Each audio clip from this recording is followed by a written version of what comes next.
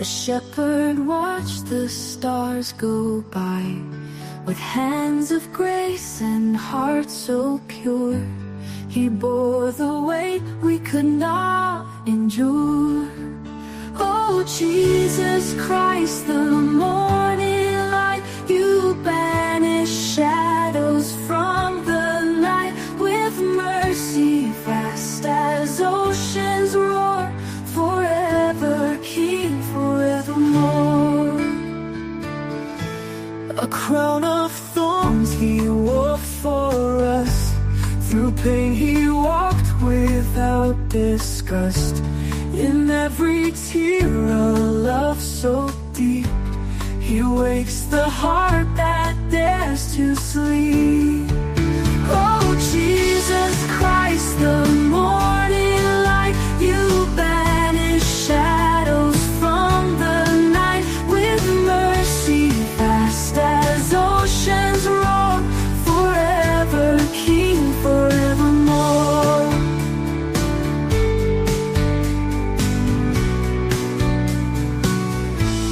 A crown of thorns he wore for us, through pain he walked without disgust.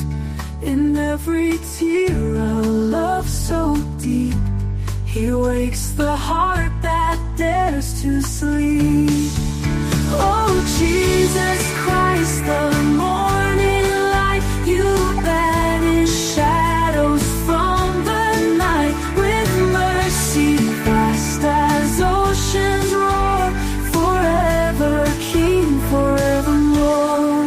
Through stormy skies and valleys low, his voice like whispers softly flow. A guiding hand, a lantern's glow. The shepherd leads where hope will grow. Oh, Jesus Christ, the morning light, you banish shadows from the night. With mercy vast as oceans roar, forever King, forevermore.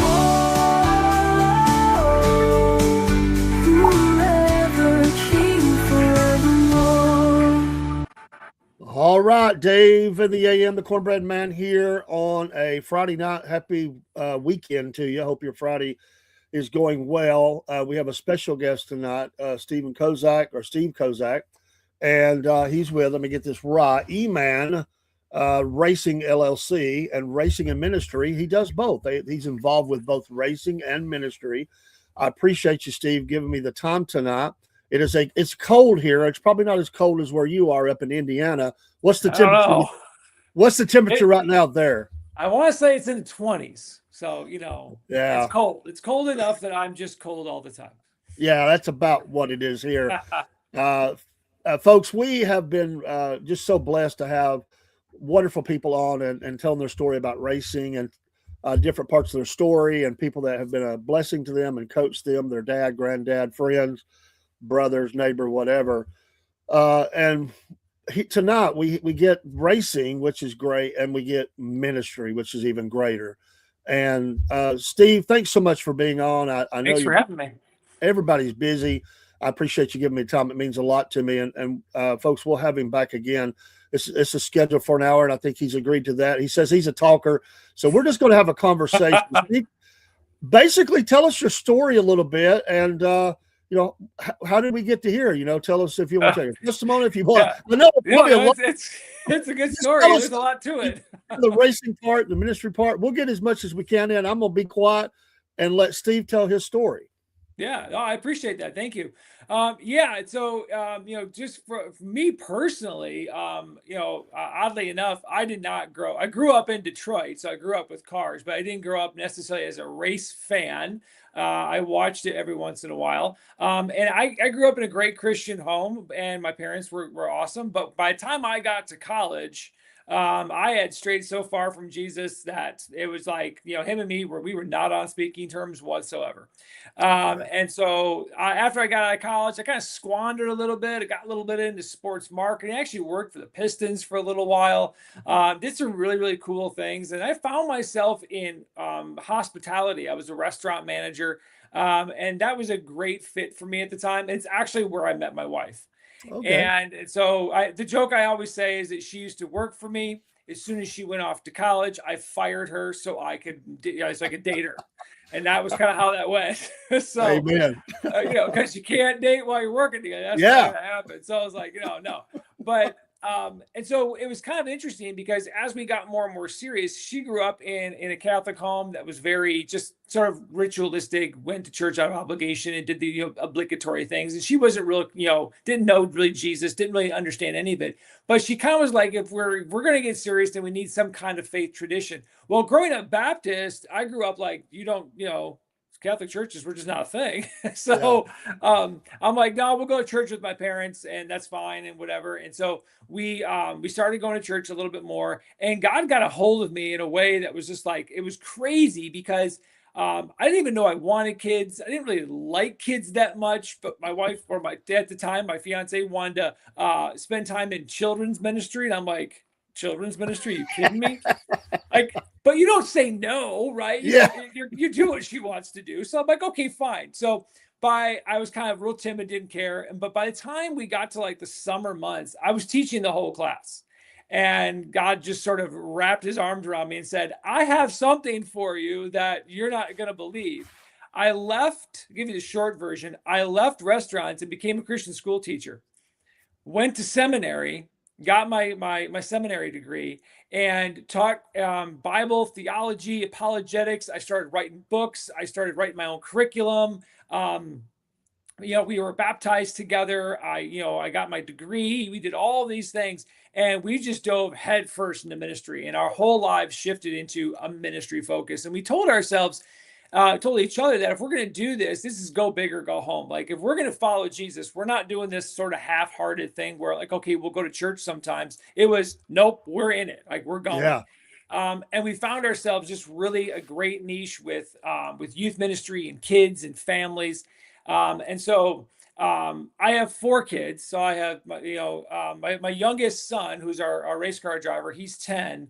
And he's got 3 older sisters that look after him. So he's got a 12-year-old sister, he's got a 14-year-old sister, and a 17-year-old sister. Wow. And so oddly enough, he was actually a mistake. He was not part of the plan.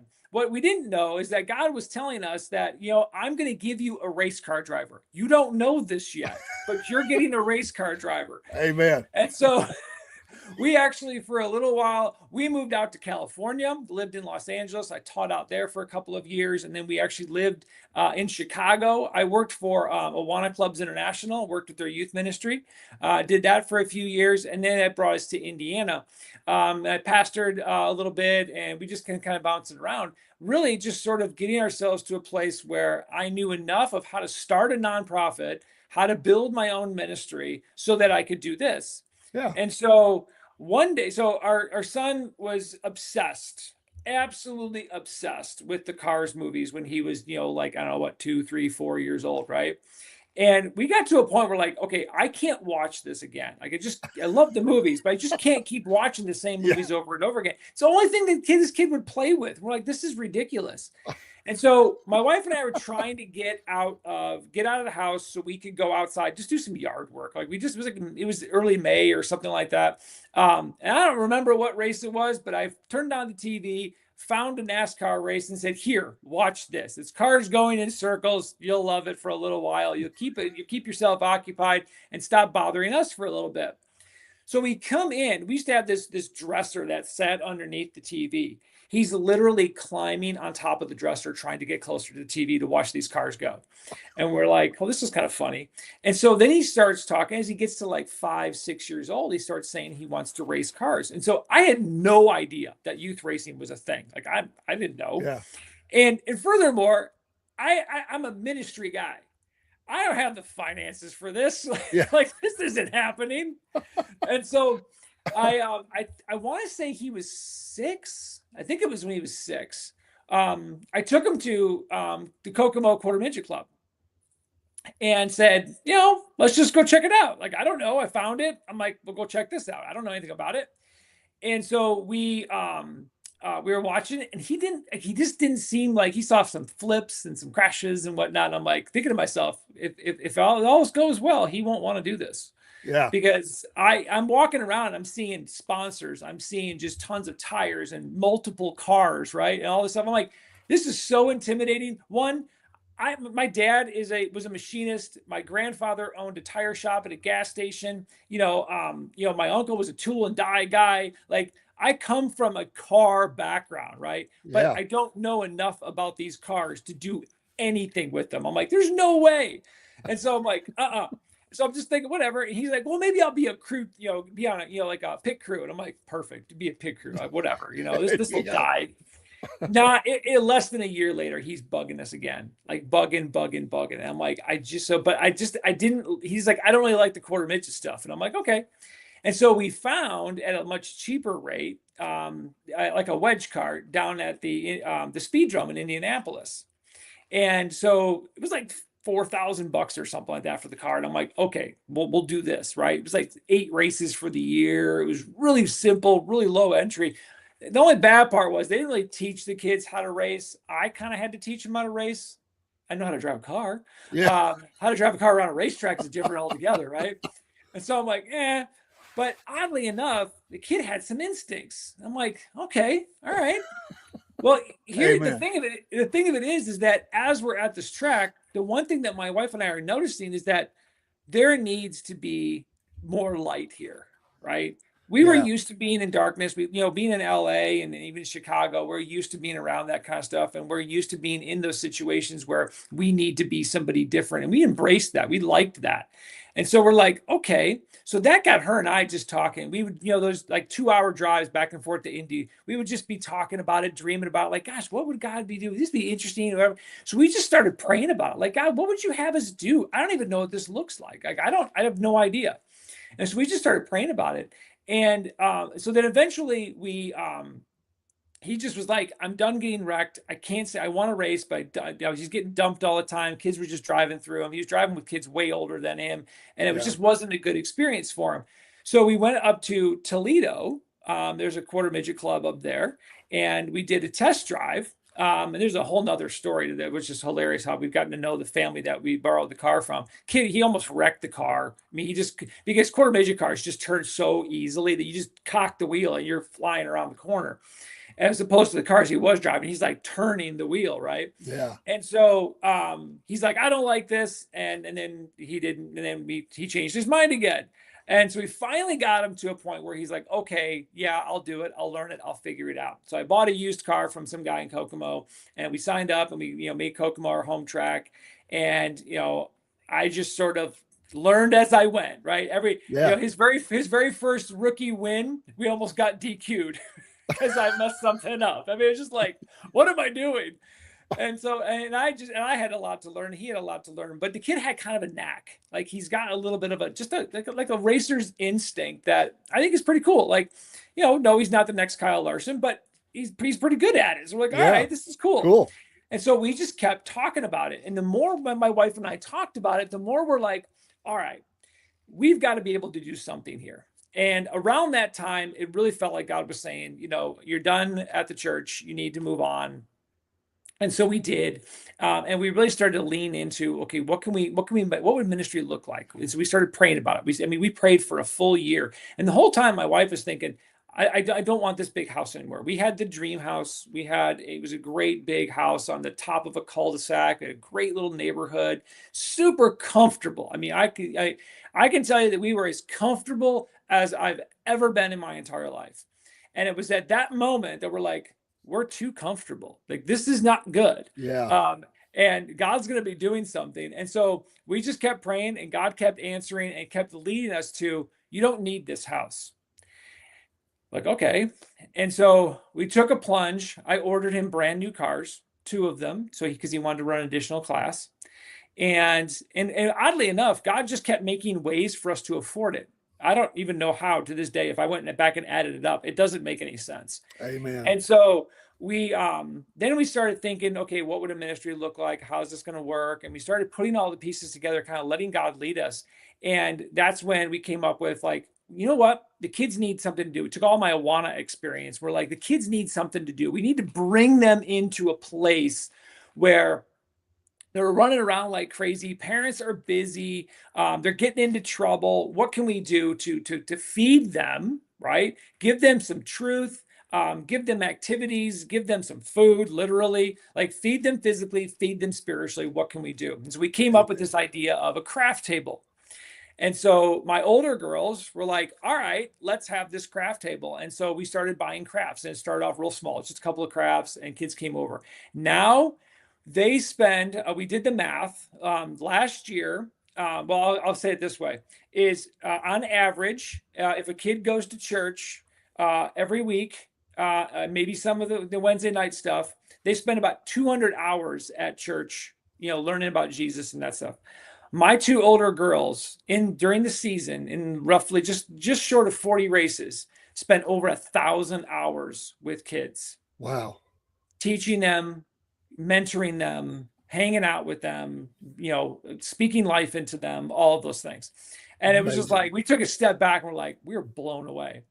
And so we decided that we were going to take the plunge, and we sold the house.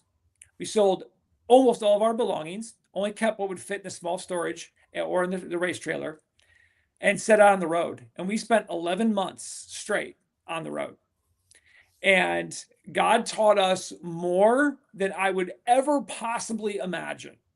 He brought us to the brink. There's a whole story. I'm actually writing the book on it. And there's a whole story where we were out in Vegas and we had to get back to North Carolina. We didn't make it to North Carolina. We got to Georgia, where we raced instead, with $7 in our bank account. And God provided everything that we needed, when we needed it, how we needed it. Amen. And not only to race, but to minister and have fun and enjoy it and reach people. And I mean, it was just like God has shown up in ways and taught us how to trust him in ways that I would never imagine. And to boot, our kids have this faith now that they own. All these years I spent with kids at the high school level, I'm watching my two high school students own their faith like no kid I've ever seen. And I'm like, it's such a blessing. It's so cool to watch. And so we decided going into this year, we made it a full tilt thing. We used like a third party to take donations and kind of get it started last year. This year it is fully ours. We are, in the middle of applying for our 501 status, and we're doing all that work, because what we want is we want to not only be at the tracks and minister, because in the world of quarter midgets, you can't just show up and be like, hi, I want to minister to you, right? It doesn't work that way. You have to be a part of the community. And so we use racing as ministry. So we're racing and we're ministry. That's what we call racing and ministry. But the racing is the ministry, right? So even when Eli is racing, we call it preaching with the pedal. And he is, doing everything that he knows he's supposed to be doing and racing the way Jesus would want him to race amongst all the other things that we're doing. Wow. And so it is a fun reminder when something doesn't go my way. Yeah, exactly. Like, what would Jesus do here? Right. It's like, oh, wait. But yeah, so it's such a blessing to be able to be with the community and hang out at the community, and just be a part of all of that, and at the same time be a light, right? Be something that people can kind of look to, and we can be trusted to talk to, and I get to pastor some people if I get the opportunity to. And because honestly, I mean, this, and probably about 90% or 100% of your listeners know this, is that racing is a family sport, and youth racing is truly I don't want to just say father-son, because there's a lot of girls who race, but like father-kid team combos, right? I can do everything right, and he can drive terrible. He can drive great, and I do everything wrong, which happens. And so it's just such a huge piece of the puzzle in the community that we get to be a part of. And so, yeah. And you made the point earlier, is that there are a lot of people who this is what they want to do. This is what their kid wants to do. And, I agree. Church is important. Absolutely. Church is important. And being with the community of believers is important. But teaching your kid the valuable lessons that they can learn at the track is huge, right? Yeah. And if we have the opportunity to bring Jesus to the track where people are like, otherwise they're not going to go to church. You're going to tell a family, oh, by the way, don't race, go to church. That's not happening. I mean, that's true of all travel sports. Sure. And so why not bring Jesus to where they are? It's exactly what he would call us to do anyway. And let's, bring that light. Let's bring the gospel. Let's talk about Jesus. Let's bring him into the space to make us all better and lead us into the mission that he has for our lives. And so that's kind of what we decided we were going to do. And we love it so much that even if he wasn't doing it, I think we would still definitely be in the community doing our thing. That's amazing, brother. I mean, just amazing how God lined all that up. And you have to, Jesus met people where they were. I mean, he met fishermen where they were, tax collectors or whatever. He wasn't waiting on them to come to him. He went where they were. He had something for them to do, obviously, but that's the way he reached people. And so, I remember early in my church going days, I mean, there was a lot of time we didn't go. I was out on, doing my thing. But we went and, really, I mean, just like you talked about, just dove in headlong and loved it. And, my wife got saved. I didn't even know she wasn't saved. It's a long story, but we, it's like you get locked into that and you're going, and sometimes you kind of get the blinders on. You're so busy in ministry at your church, which is a good thing. Right. You miss these other opportunities. And I'd be thinking, why, people would say, you already come to this game or you should go to this race or whatever. And I say, well, it's on Sunday. I'm not going to go. And I really just kind of ignored all that. But then I heard, actually, believe it or not, one of the things that kind of changed that thinking for me was down at the University of Georgia when Mark Richt was there and his strength and conditioning coach that came from Florida State. They were very much presenting the gospel to those young men. Nice. And I had been listening to a radio program on Saturdays on Moody Radio that really covered that, faith in sports and things like that. So I had really God just ministering to my heart. And then I was just thinking later about, reaching people like that. I wasn't involved with missions at all, except for giving at the church or anything and the outreach from the church. I wasn't involved with missions. That came later, but it is absolutely fantastic how God has just orchestrated all that for you and brought it full circle. And hey, the young man is doing good. So, he's not half bad. That's pretty good. Do you now you've traveled the country? Do you have a home track, or do you just move around like you're still doing that? Well, you're required to have a home track. We originally were hoping, last year we made our home track in North Carolina with the hopes that we would be down there more and running, some of those races down there and then coming up here. But it just became really clear that that's not where God wanted us, and that just wasn't going to work. And we have family up here as well. And so we did eventually get to a place where we got ourselves an apartment, kind of a home base where we could kind of chill out and relax a little bit because the life on the road was a bit crazy. And I do have a new full-time job that is, that helps pay the bills, right? Sure. And that does require me to be in that space where I can sit and have good Wi-Fi and all of that. So that's important.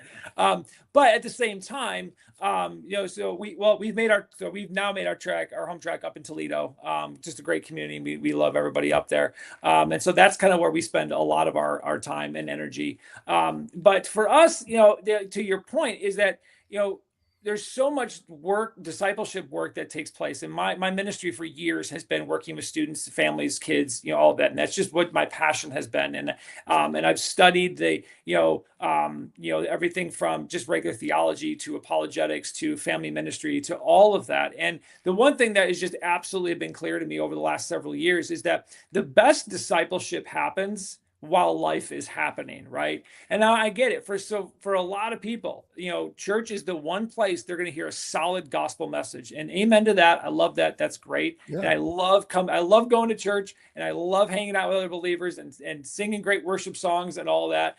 I love it. But at the same time, Jesus calls us to go make disciples, and the best place to make disciples and the best way to do that is to be in the moment with people. Right. And, and so even when I was a teacher, I was a football coach, too. And I discipled the kids on my team more than the kids in my classroom, because you were doing just a different kind of life with them. So because the gospel wasn't obviously being talked about. So you took the moments that you had and you're like, OK, here's where you can be Jesus-like, and here's how you can represent that, and here's what this looks like, and when you get upset or whatever. And so there's just so many opportunities. And so for us, it's funny because it's not just go to the track and pray and maybe host a chapel service or a devotional, which we do. It's not even just the craft table. Our vision really is to not only do all of those things, but have a whole mess of resources available for families. And we give the kids a weekly devotional that they're supposed to take, with their family and do it. If they bring it back, they get a prize. So that's kind of the motivation. A little Awana in there. Yeah, I was going to say that's a lot like Awana. Yeah, I like it. Yeah, if I could, I'd take the Art Rorheim Awana Game Circle and I would run it. I love that thing. I'm a fan. But so at the same time, we also want to create an avenue to help families who can't afford to race and families who want to dive into character development, driver development. And we want to create a space where, through grants, through donations or whatever, be able to get cars, have cars, help dads learn how to work on them, how to teach their son how to drive, and engage in the community at a cost that they can afford, because it's such a high barrier to entry for many, many families. And so we want to create kind of tear down some of those barriers and make it a little bit easier for some families as well. Amen. Tell about your the ministry itself and how that's set up. And I think you have merch items and how they can give into this. We'll take that stuff and put it up on our with this interview, and we'll share that as well. Tell how people can help. Go look at it. Go see what you're talking about. Yeah, so racingandministry.com is our site, and there's information on the ministry there, as well as Eli's driving and everything else there as well. And there's a gazillion donate buttons on there as well. And so all the proceeds that we get, just to be absolutely clear, because I know some people ask this, it does not pay for the car to get on track, right? So all of that comes from other things. We go get sponsors and all those things as well, and that's what that kind of stuff takes care of, to make sure that he can be on track. But it gets us to races. It gets us into where we need. It takes care of the craft table. It takes care of all the administrative fees and all those things that we need to do to make all those things happen, to be able to produce all of those resources and to build everything that we're building, and just to basically run the actual ministry and to take care of the people at the track. That's what all that's for. So racingandministry.com is where you can find all of that. And there's a whole bunch of info on there, and you can check it out and see all the stuff that we do. Give us an example of the craft table, which it's so much more than that.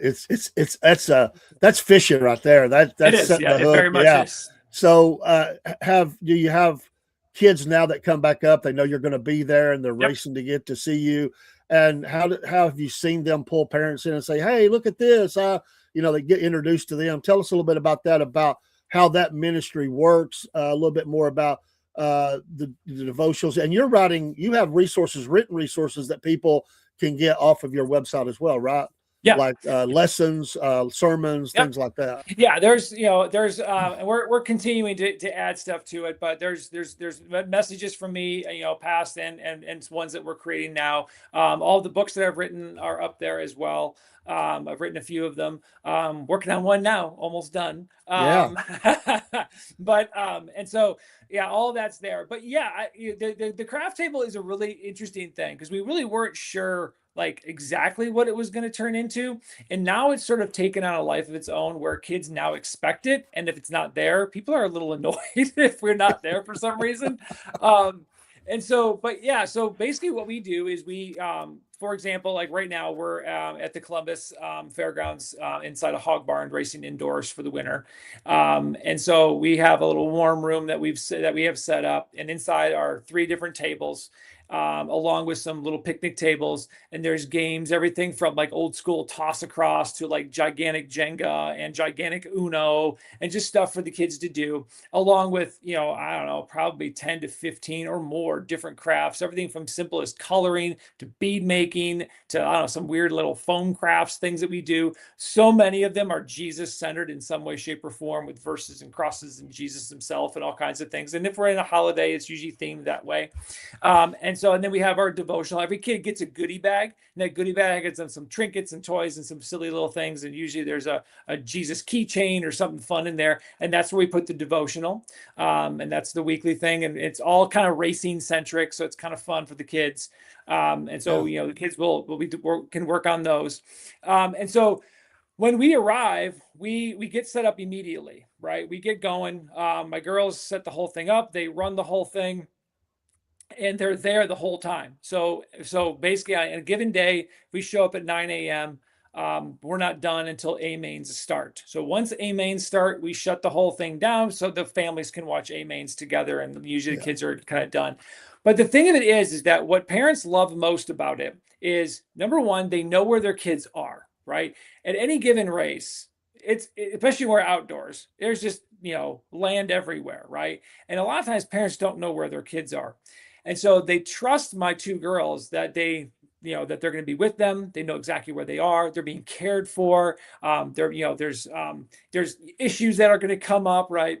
Excuse me, where they're, kids picking on this, or this is happening, or just typical kid stuff, Sure. which lends opportunities for great conversations about, it was an incident the other day where some older boys were screwing around being older boys, and one body slammed the other right into our table, broke a bunch of things. And it was like, we kind of laughed at it, like, okay, guys, that's not smart.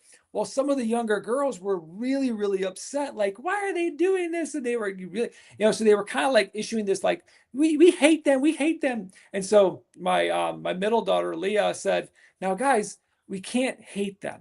Right? Jesus tells us to love everybody. She goes into this whole explanation about why we should love others and why we need to give these two boys some grace. And they made a mistake and they were helping clean up. And they actually they broke a bin and they actually bought a new one. And like all these wonderful things that came out of it. And it's just so funny to watch some of these conversations. Amen. And so, and one of my favorite quotes is from one of the moms said that she grew up in a racing family.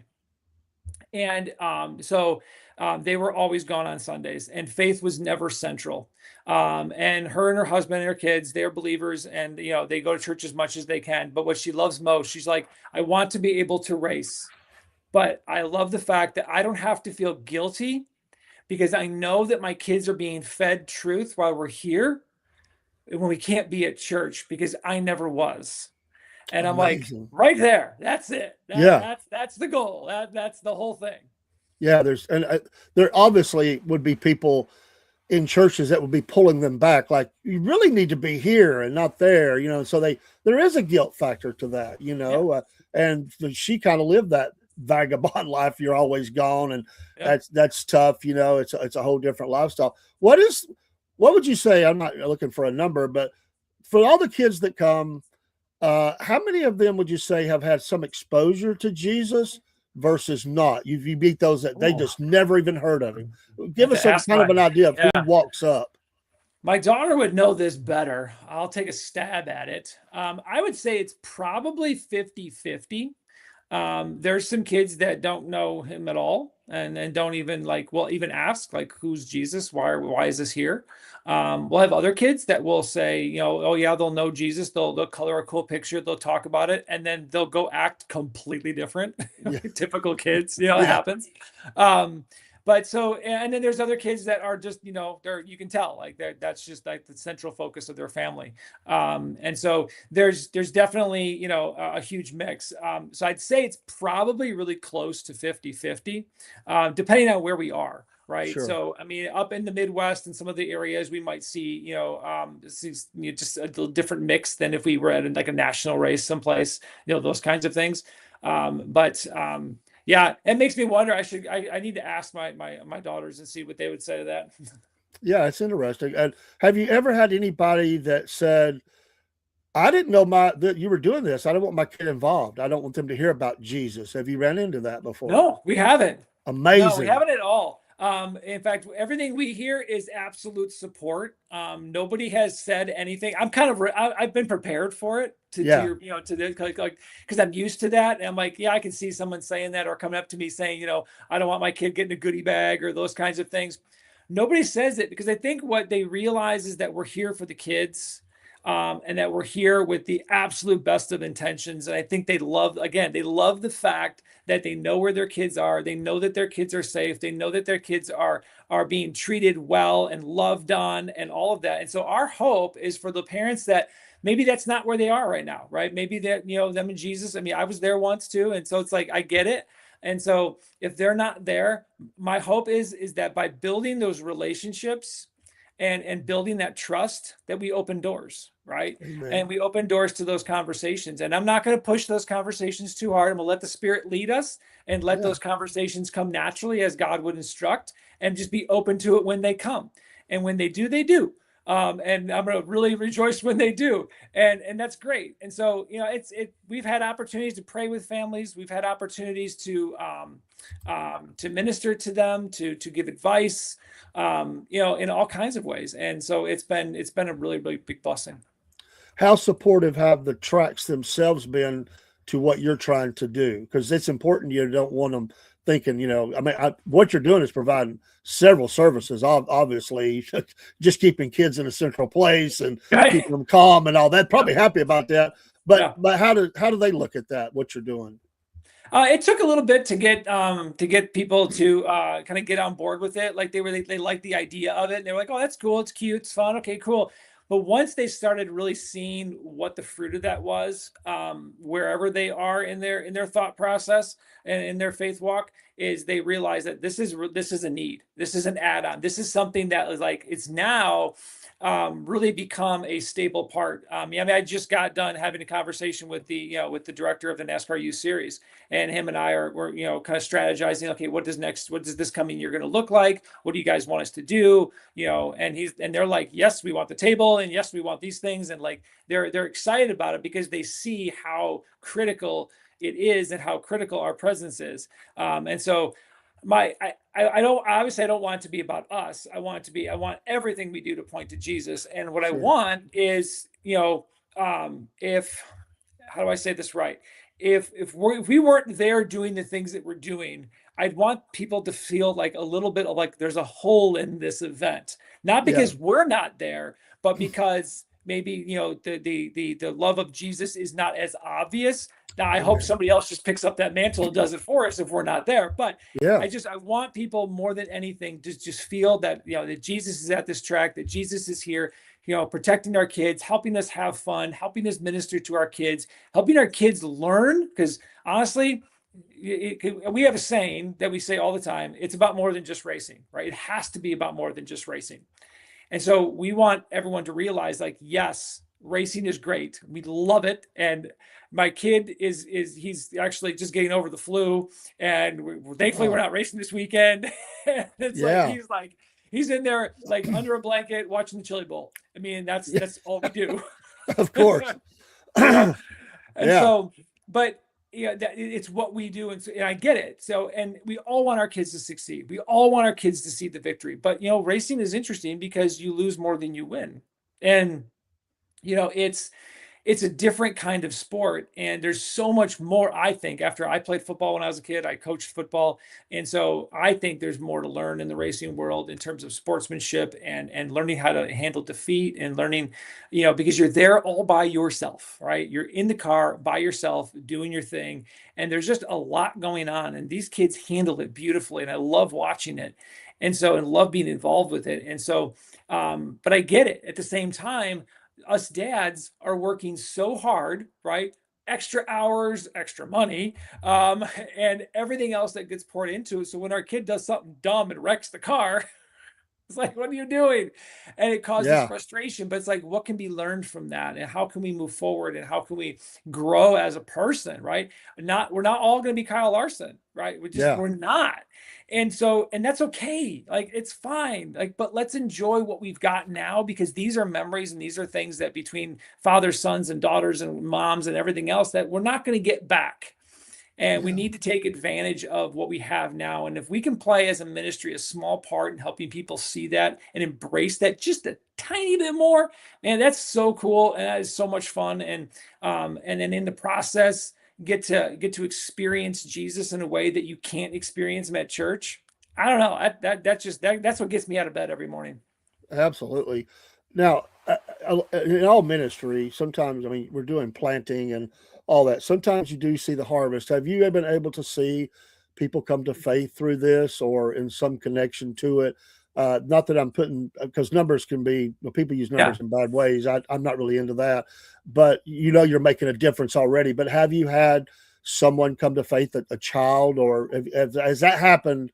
And just give us an example of that. Yeah, not yet. Okay. I'm excited for it to happen.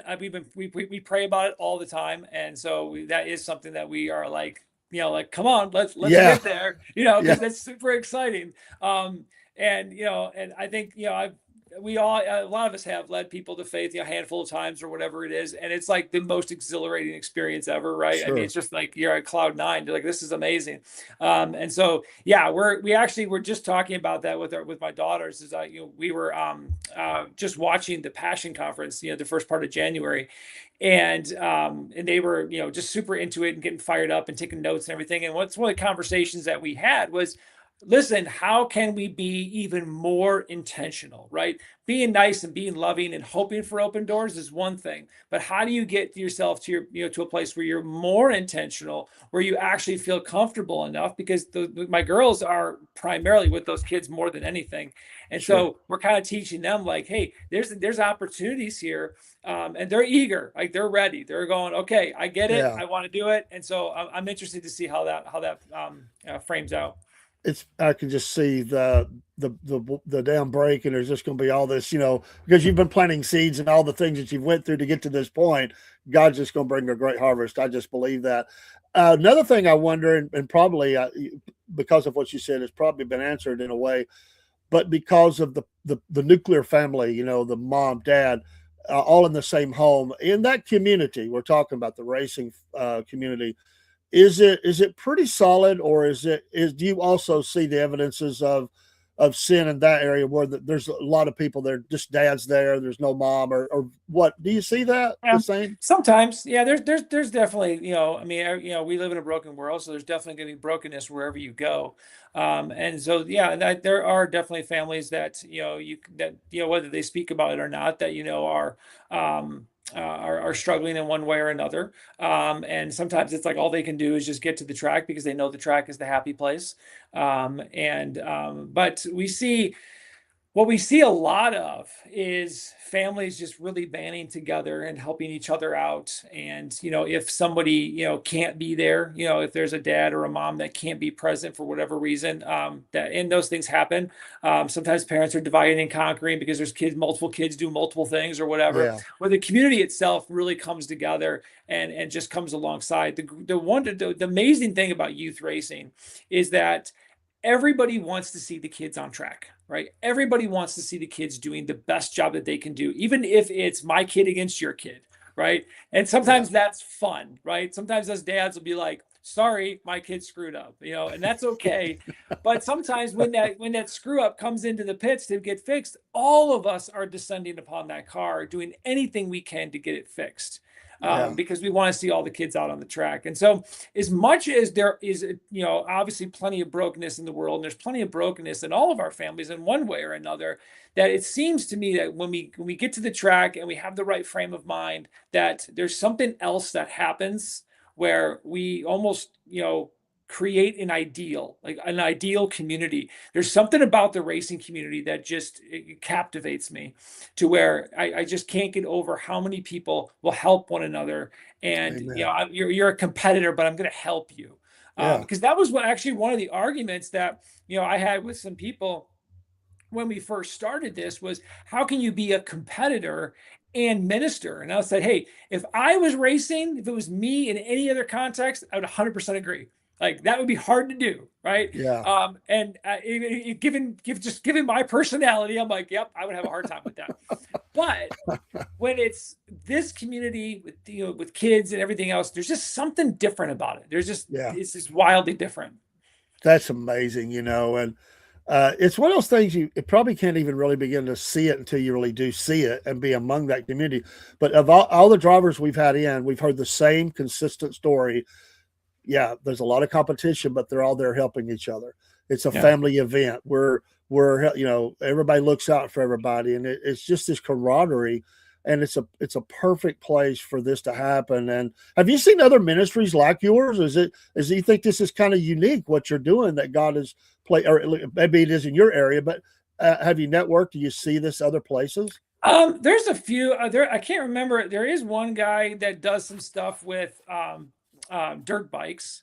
That I can't remember the guy's name, but someone introduced me to, like, and showed me his website, and it looked like that he was kind of doing some similar things, not Yeah. like with the kids, but I mean, it was showing like he was doing like baptisms and some really cool stuff. I'm like, yeah, I want to get there. I like that. Amen. And so, but I mean, there's, motor racing outreach, and there's Racers for Christ, and those kinds of organizations where they are doing ministry work within like the NASCAR community or the dirt community and those kinds of things. But it's very much, and there's nothing wrong with what they're doing. I don't want to be misconstrued, but it's very much like, we're going to do chapel service. I'm here if you need me, kind of a thing. We'll pray before the event, that kind of stuff, which is all really good stuff. But what we wanted to do is we wanted to kind of separate ourselves a little bit and be a little bit different, and make sure that we are not just serving spiritual needs. We wanted to make sure we were serving physical needs. We wanted to make sure that we were there, and we've got 100 other ideas and things that we're trying to do once we get funding to do it. But Exactly. because we want to be able to be there and serve those physical needs, because it's what Jesus taught. When you do, you open doors, right? When you do, you earn the right to speak into people's lives spiritually, right? I don't have the right to speak into someone's life spiritually. Obviously, unless God prompts me to do it, I'll do it. But I want to earn that right so that I can say, hey, you know what? You shouldn't be acting this way, and here's why. And someone will appreciate that I'm saying that, rather than, go away, kind of a thing, because the relationship they're built kind of gives you that ability to do that. Yeah, I always called it building the bridge. You've got to meet them somewhere. You can't just shout that out and it's Right. empty. You have to build that relationship. It's so Yep. very important. And without that, it can be very cold, and people think you're just being judgmental. But when Right. if they see you really care, then they know you really care. Exactly. And that touches their heart, and they see it. What is typically your theme? I know it's just maybe what God puts on your heart when you're doing chapel or whatever. Is God, give us an example of what God is prompting you to share with this community from the Word? You don't have to get into every what Yeah. He's done, but what Yeah. what typically is coming out of that? Because you're there for a weekend or Yeah. a day or whatever it is. What is Yeah. God's giving you to preach, or that theme? Yeah. No, the last several months has really cycled around trust, and a lot of that's been born out of our own experience. And so, because that's what kind of lives on my brain. So we've talked a lot about just how to trust God in all circumstances, and oddly enough, the book that I'm writing is called Trusting Him with Tuesday, because it's the idea of we want to trust God not just on Sundays, not just when we're on a spiritual Amen. high, but when we're in the nitty gritty of life. And so Yeah. that's kind of what I focus a lot on that aspect of, like, how do you actually dig into a world of trusting Him? One of my favorite ones is Psalm 46. The idea of being still is like the actual idea of stillness is actually allowing God to fight your battles, right? It's to stop striving, stop ceasing, stop trying so stinking hard to do things your way. Let God fight your battles, because the whole context of that psalm is, the Assyrian army bearing down on Hezekiah. And so it's like, here it comes, right? And so he's like, okay, God, I can't do this. Like, I have to have you to do this. And so, the psalm sort of speaks to that, where you're like, stop trying to fight everything. Let God fight your battles, because the victory is already His. And so Amen. let Him do His thing. And so, but do we trust Him enough to let go of that? One of my favorite conversations, it's such a simple conversation, is when we were getting ready to leave. One of the guys that it's so funny, I tell the story of the book, but like I was actually talking with him because he was a ministry leader in one of our churches here, and I knew he had access to dollars. To be honest, I was like, "Hey, you got. I know you can connect me to people." And what's funny is God had a whole different plan with that conversation, and I got through my whole spiel and told him about it, and he was like, "Yeah, it's really cool and it's great, and okay, fine." And he kind of shrugged it off like no big deal, but he looked at me. He goes, "Can I just tell you one thing?" He goes, if you do nothing else, he goes, open up your hands. And he's like, no, seriously, open up your hands. So I opened up my hands, and he's like, okay, now he goes, if you hold on to everything that you have so tightly, but you're trying to do ministry, God's going to pry your hands open and take it from you. Yeah. He's like, so you have a choice. Either live open-handed or suffer through the pain of your hands being pried open. Oh, wow. And so I was like, oh, okay. And I walked away from that conversation like, yeah, whatever. Okay, fine. And then like, it just is never stopped reverberating inside my brain. It just goes back and like, it just keeps on cycling. Like, open your hands, Steve, open your hands, give everything. So a lot of the stuff that I talk about is that same idea. Like, guys, we're here. And I try to always kind of relate it back to racing a little bit, because that's just natural. But it's like, you know what? We're here. But you know what? If you let God have the moment, you're going to find something greater in this moment than just a checkered flag. It's going to be better. So look for it. Where is that? And those kinds of things. So it's really anything I can do to help kind of open up our eyes to see God in a different light and expect him to do some cool things. It's just another way to bring them closer. Amen. And I didn't bring this up beforehand, but before we get off of here, we're really diving headlong into this racing community, and they've been great to us, and we appreciate all the friendships.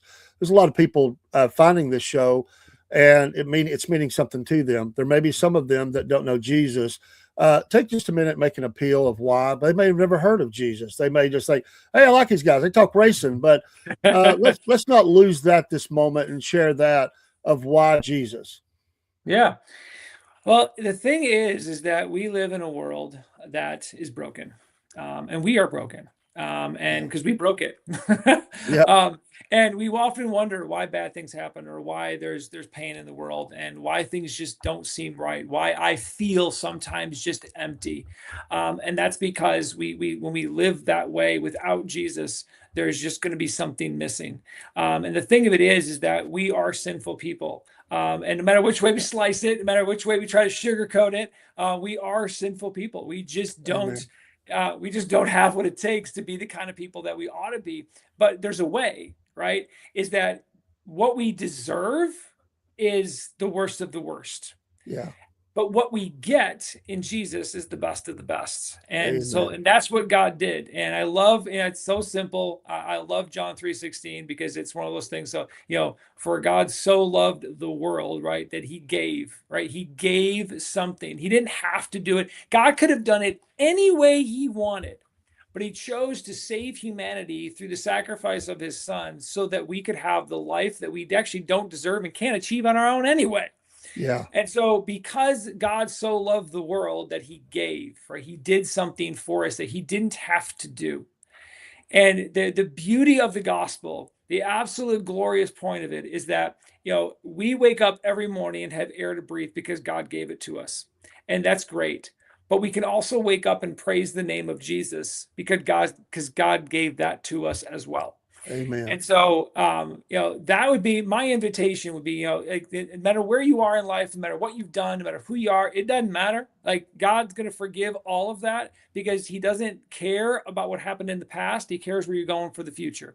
And he wants to see you in eternity with him, to hang with him. And not maybe more importantly, but as important, to make a difference in this life right here and right now, because there's so much pain. God has actually has a plan for every single one of us to do something amazing on this earth. I love the Bible. It tells us that, God told his disciples, even you are going to do greater things than I did, right? Yeah. Like, little old us are going to do some awesome things for the kingdom. And it's like, wait, how is that even possible? Right? Yeah. And God always used people that were like, goofy. And so that's why I'm like so grateful. And so, but just giving your life over to him, to saying, I believe. And here's the thing, for those of you that might be skeptics, that might be like, well, I don't know, that's just blind belief. Always remember, and this is the apologist in me, is that Jesus was a historical person. The Gospels are historical accounts. All of the things that you see in the Gospels actually happened. It's historically accurate, because those are considered historical accounts, even by people who don't believe in Jesus. And if the resurrection happened, then it's not only the greatest miracle in the world, but it changes everything. And so you have to pick, who is Jesus? Is he a lunatic? Is he a liar? Or is he your Lord? You can't pick anything else. You got to pick one of them. And I would encourage you to pick Jesus as Lord, because the resurrection is historical. The Bible is historical.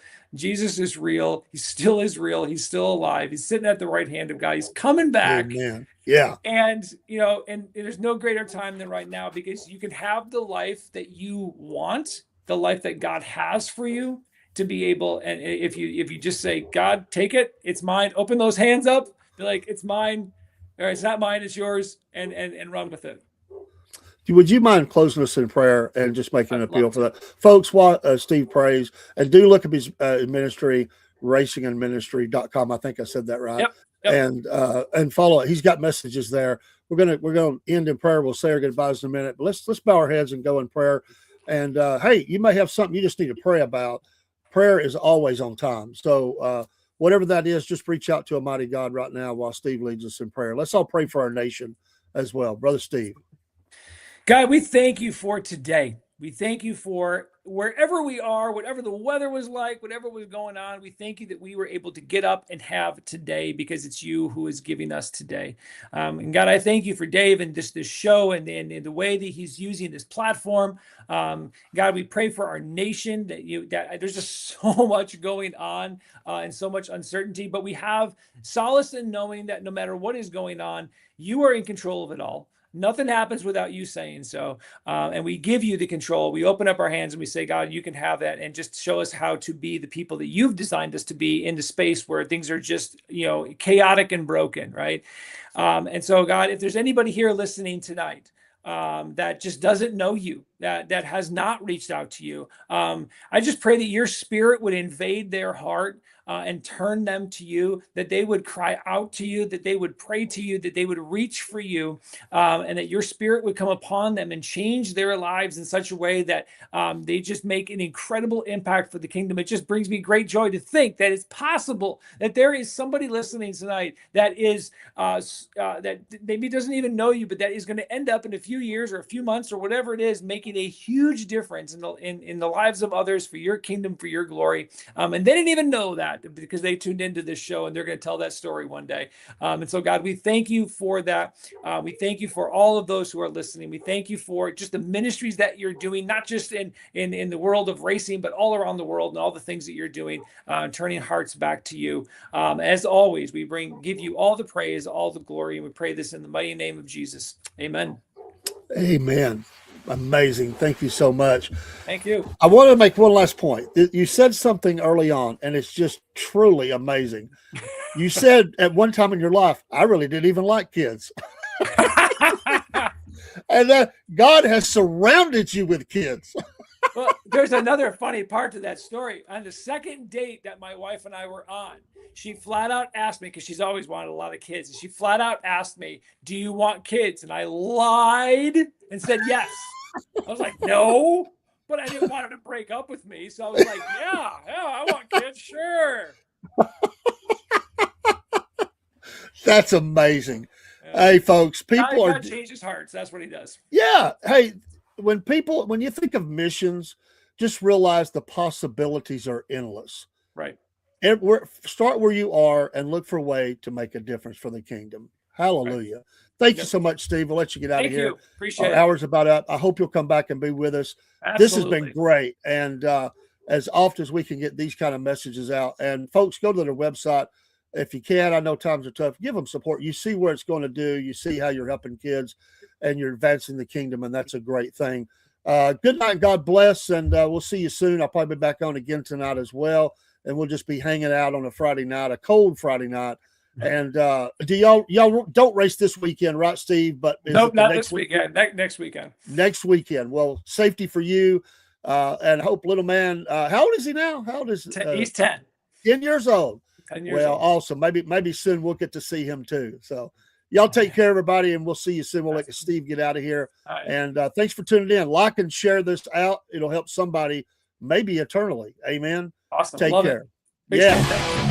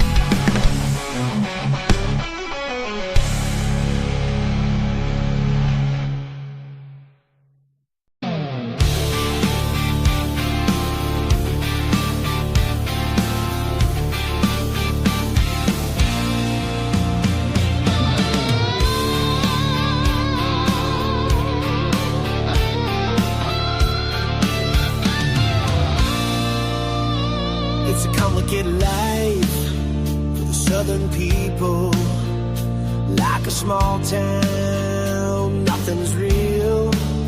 Mama's still doing wrong, don't tell the preacher. Nothing really changes except the weather. If you can't say something nice, you don't say nothing at all. Don't want you up in my life, 'cause you talk too much, y'all. I could leave it all, I'm feeling low, find myself on a brand new road.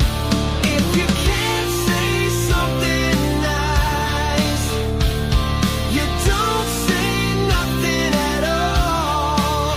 Don't want you up in my life, 'cause you talk too much, y'all.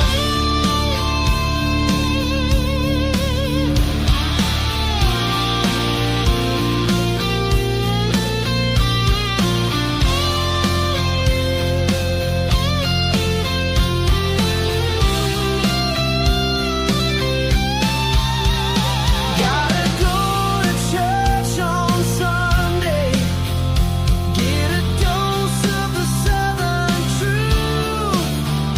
Grandma's house is just down the way, and she's missing you.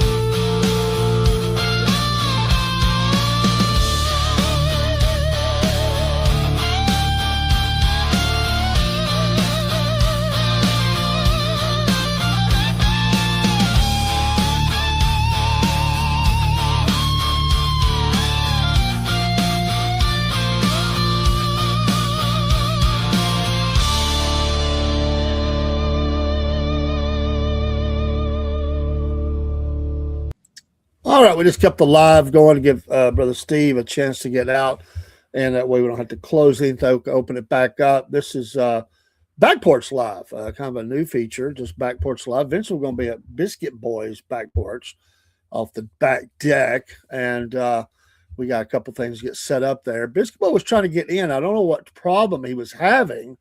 We got to figure that out because we can't have that. But I appreciate him popping in and talking. What an amazing ministry and story. If you didn't catch the first part, you really have to kind of go back and listen to that. It's right at an hour. Take that program and share it. It is full on, all about racing, but also all about Jesus, and that is amazing. I was so happy that we were able to get him, and busy man, but he was excited about it, and that's what I like. You always know it's good. You know you're doing right when people come into the program and they go, man, I'm excited. I like this. It's an opportunity to share about my Lord. And his son is a pretty good race car driver. And to go back and hear the first part of that story of what was going on there. Hello, Brother Cook. Brother Broom, by the way, thanks for being here. God bless you. Yeah, man, absolutely. I'll keep praying for her. She journeyed with my son to go take the little one up to her mom. So she got to do a little road trip, and I'm sure she's happy about that. But yeah, she's doing good. Thank you for the prayers. We need them. Absolutely. We need them. Thank you so much. And I hope you're doing well. I hope your mom's doing well, brother Roy, Dallas Cowboy fan extraordinaire. We appreciate you very much. You have made it to the weekend. Also, thank you, Dusty, for giving the like. Miss Ashley and Daryl as well. Thank you for that. It means a lot to us. We don't take none of those things lightly. We hope you're doing great whatever time you give us on this weekend. And you can talk about whatever. I'm just chit-chatting on a Friday night on the back porch. And I like the back porch. So front porch is cool, and I like that. We did front porch and a lot with Rob, and I think they're probably still doing that. And we may do some of that in the future, but I was thinking about the back porch. You get to see the wood line. You get to see it's a little more, just family, a little more quaint. The front porch, you got people going by and all that. Back porch private. That's the private. So you get to come in and hang out. And it's a little more. It's more family, friend, close friend. And so that's what I think about when all of you are coming in here. It's friend, whether you're a new friend or been with us a while, or maybe somebody we've known for a long time, been a friend to us. Friends, a man is rich who has friends. Amen. That's for sure. And as you get my age, you start seeing all those classmates that pass away, people in your family, some of them a lot younger than you, and you're thinking, wow, I'm still here. God's got a plan, got a purpose for me. Hello, Jake. How you doing, buddy? Speaking of friends from the great state of Mississippi, Jake Hudson in the house. You're going to call them cowgirls, Cook? Oh, they're going to get it together, man. They're there's so much money there. They're bound to get it together. But hey, Cook, who you think is going to win the college football championship, Miami or Indiana? And who's left in the NFL that you think is going to go all the way? That's all emotion right now. We're also going to give a shout out to, we need to make Jake emote on the Rumble. Cook says, what century? Jake emote on the Rumble. So, okay. We can do that. Well, the Cowboys have been big time winners, Cook. I mean, it. I mean, I never liked them, but I do like, I respect. I'll say I respect what they have done. And hey, there's been some Cowboy players that I liked, most certainly. But that's your team. Root for them. They should have been a whole lot better than they were. Of course, we could say the same about a lot. You need your own piece of merch on the merch store. Well, we'll have to think up something, Jake. We'll have to think up something. We'll figure it out. We can figure that out. We're actually fixing to update the merch store. I know I've been saying that, but we actually did some work on it the other day. We cleaned it up. We got some stuff out that needed to be removed. I've got one thing left to do on one that's there, and then we're going to load up some new. I got a bunch of merch items. I just got to get the dimensions right. I got to use some software and make sure I got it all right, and then shoot it back up. And it's really an easy shop to work with. We'll start advertising. I haven't advertised it much because we're going to update it, and just finding time to do that is the challenge sometimes. But we're going to have. Do I remember Judge Lancito? Of course. Sidebar. Of course I do. Yeah. What a moment. OJ on the run. Roy, I don't think nobody's going to be in Indiana or beat Indiana. Nobody can. I'll be shocked if Miami does. I feel the same way. The quarterback is truly amazing for Indiana. And I just like, and listen, this is not a knock against Miami. I like the camaraderie, the teamwork, this overcoming spirit that Indiana has. They've been the one that's, they were told all season, early season especially, oh, they'll fall. I probably said it myself. They're doing good. You can see talent was starting to come in. Excuse me. You can see that talent was starting to arrive there, but it was almost like, they didn't quite have it all together, but they started doing it. Well, I was too, hoping that Georgia would get there. Of course, yeah. They decided to just have a bad game, But shout out to others, and but I think Indiana's got it all. Of course, those other teams are not there. Yes, he was the judge of the OJ trial. Sure was. And Cook's got his cat right there. We could say that about every team, but these two rose to the top. Shout out to them. They rose to the top and they deserve everything they got. By the way, this show is brought to you by W. I'm actually drinking out my water bottle right now. W Energy Drinks. Go there and use promo code Southern Fried. You get 10% off. This is a new blend. It is the punch blend. There's no sugar, no shakes, no jitters, no crash.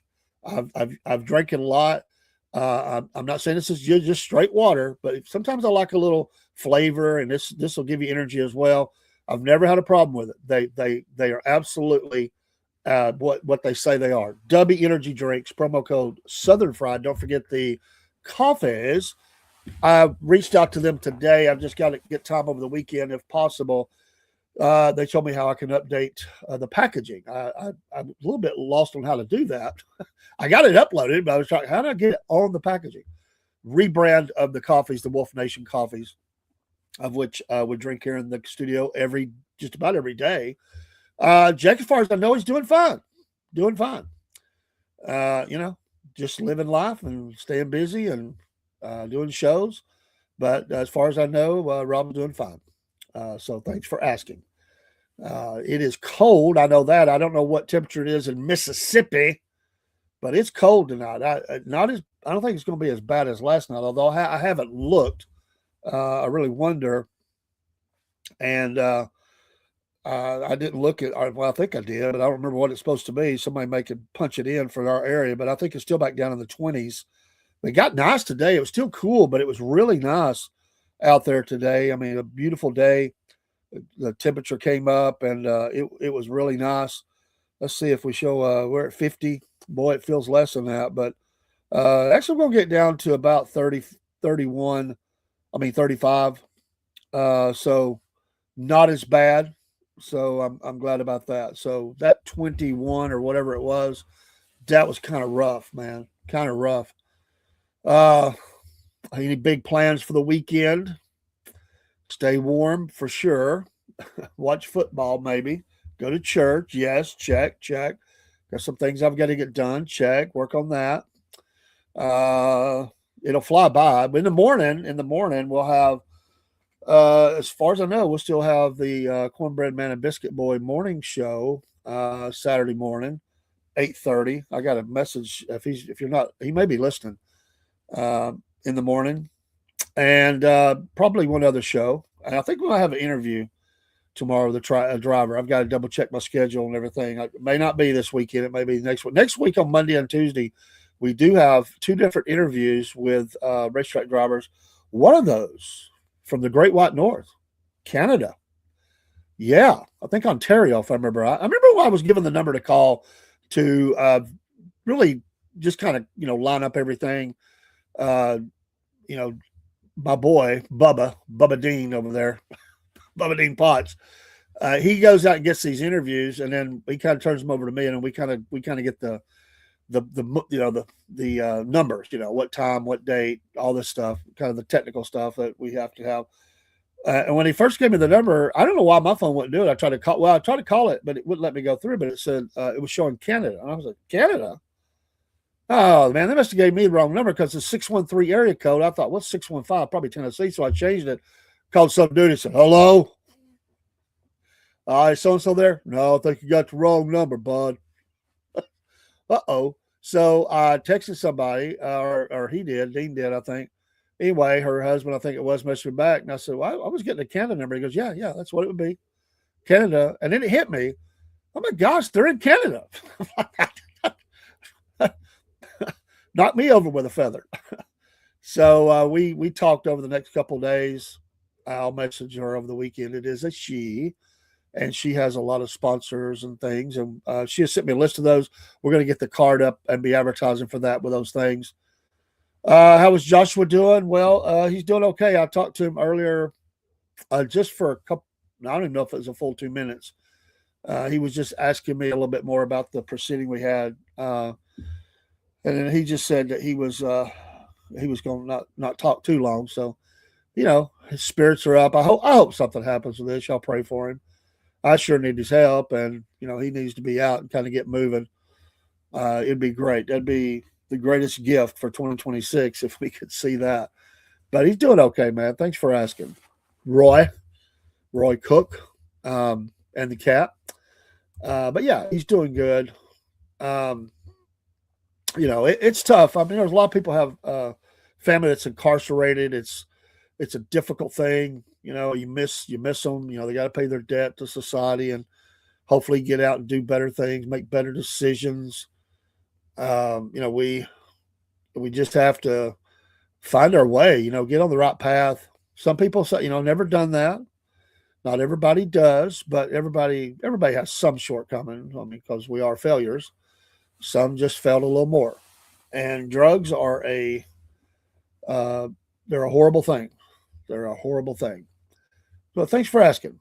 Yeah, I'll just say, that I'll probably have more to say one day about this because I don't want get on the wrong side of things. There's always connections and networks and stuff. And I just say that the one thing that has came out of all this that has really infuriated me is that I've been treated like a criminal myself, and I didn't do anything. And I think it's just they get so used to dealing with everybody the same way as everybody's suspicious, everybody's this or everybody's that. I certainly appreciate the job they do, and I can tell you I've been jerked around a little bit about some things on that level, and I just think that the attitudes could have been better. I believe I was lied to at least once, maybe twice, and very condescending and, almost kind of like a victory lap over the top of us. I said some harsh things in the beginning, made us feel like we were the bad people, that we did the bad thing.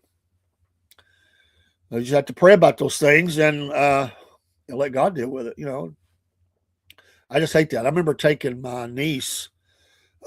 She called me up one night, of course, cooking, and I'll talk about it.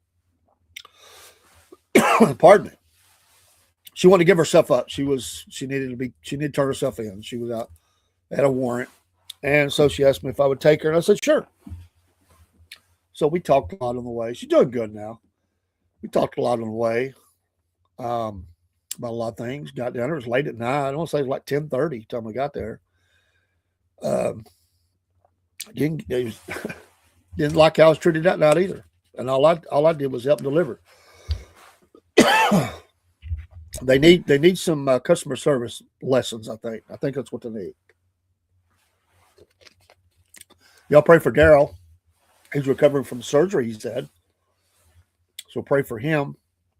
I know some people online that have lost their spouse in the last 2 to 3 weeks. Let's pray for those folks. God knows their name. That's tough. So very tough to lose your spouse. That's hard. And moving on, or their pet died. It's tough to lose your pet. I get that. I know some people that's happened to recently. So remember them. Remember our nation.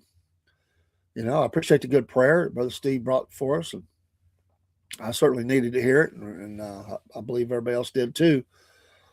The country is in a turmoil right now. I mean, just not in every area, not in every town and hamlet, but there's a lot going on in our nation. It just, seems to get uglier by the day. Don't forget, I want to tell you, I did book another candidate for the 14th. Of course, we had on Miss Jenna Turnipseed, military vet, local, does some farming and stuff, and school teacher, and wants to serve in even another capacity in helping her state. It's very impressive, very, very, very impressive. We continue to talk every couple of days or something, but today, Christian Hurd, I said that right? Christian Hurd for Congress. He'll be on with us January. I almost said July. January the 30th at 6 p.m. January 30th at 6 p.m. He'll be on. That's a Thursday. Our Wolf Nation show will be that. We will have a candidate to talk to in the same district. I am waiting on another gentleman who said he's going to send me some dates. It's also on the 14th. I've reached out. I haven't reached out to another one yet. I was trying to reach out to some people who really know him. There's another one I want to get on. Some of them have avoided me. That's okay. They decide not to come, but many are taking advantage of that, and we want to see that. There's going to also be a debate on one of the local bigger podcasts, and be looking forward to that. I may even try to attend if it works out. I'd love to capture some of the quotes and interview interviews with folks. We'll see about that. That'll be coming up in another month or so, or about a month maybe. But we have, and we got to get the. He's supposed to call me next week. We're going to be talking to a conservative candidate in Bronx, New York, who is running against those machines up there. He's a MAGA guy, and I won't say his name just yet. We'll finalize this and we'll start for that. But we're supposed to get talk next week, I think it is, and he's going to call me, and we're going to set this up. So for the Bronx, so we're not just Georgia. That's why I always said the podcast is not just Georgia. We are nationwide. We'll talk to anybody anywhere about whatever it is. It doesn't have to be politics even. We're not just Georgia. It's our base, and we love our state. And we'll talk about things in our state. But we'll talk. I want to get tapped into some of these races that are very crucial in areas around the country. And so we had Andrew Duncan on from that Texas. Follow him daily, and he is, pray for him, trying to win that seat out there. It's a lot of money coming into that one. That machine is trying to squeeze people out. That political, almost said military, but it's kind of like that machine. But that's the seat that Ken Paxton and others are, running for, and it's huge. It's huge. Texas is huge. That's a huge state. That's a huge race. And it has national implications. So that was not the first political interview we had on, but it was the second. I think it was a big one, and it don't get much bigger than that. So we will try at some point. He is very busy, but maybe here we'll reach out and see if we can get him back on. So he has a lot of demands on his time, and he's really busy. We got him. He was on with us last year. And when he really just first got out, his not press secretary. Well, it might have been his press secretary reached out, and me and him I need to reach out to him. That's who I need to reach out to. He's a neat guy, and he, they took their message to the podcasters, and I was the first one to reach out, I think. But I booked that live on the air, just texting like, let's do it. And a great candidate, and I wish him well. But yeah, go vote. If you're not registered to vote, get registered to vote. There are always poll workers needed if you're eligible to serve that way. It's a great family. I know in my area, it's fantastic. I hated that we had a breakfast the other day. I had to miss it because I had a meeting at work. I hate that because I want to meet up with these guys and gals. They're professional people. They love their hometown. They love their state. They love their nation. They love God. It is just an amazing group of people, and I love working with them. And we talk during times there's not an election. We text with each other. Many of the men are military vets, and many, like school teachers and stuff are involved. Just great people, just wonderful, great people. I look forward. It's a lot of work, but it's a feel-good kind of work. You feel good about what you're doing. You're helping your community, and you're, helping keep things above board, and, helping people preserve that special right we have, which is to vote. I'm always shocked when people said, I ain't voting. They didn't know good. Man, I'm never going to take that view. And that they have a right. That's the freedom we have. They have a right to think that way if they want to. They can say, I'm just not going to vote no more. I don't think it matters. I can tell you, I will never not vote. They're going to hear from me. My dad instilled that into me, my patriotism and my appreciation for America and the Constitution drives me to do it. I will never not vote. I will not do anything to jeopardize that vote. I will stay a voter. I always want to be involved in, in helping to preserve freedom. And that's one of the best ways you can do that, besides serving in the military, is to say, there is no biggies or smalls. I mean, I know sometimes every election is important. And so it doesn't matter if there's one thing on the ballot or 50, I'm going to always go vote. I do this. I have the same feelings about it each time.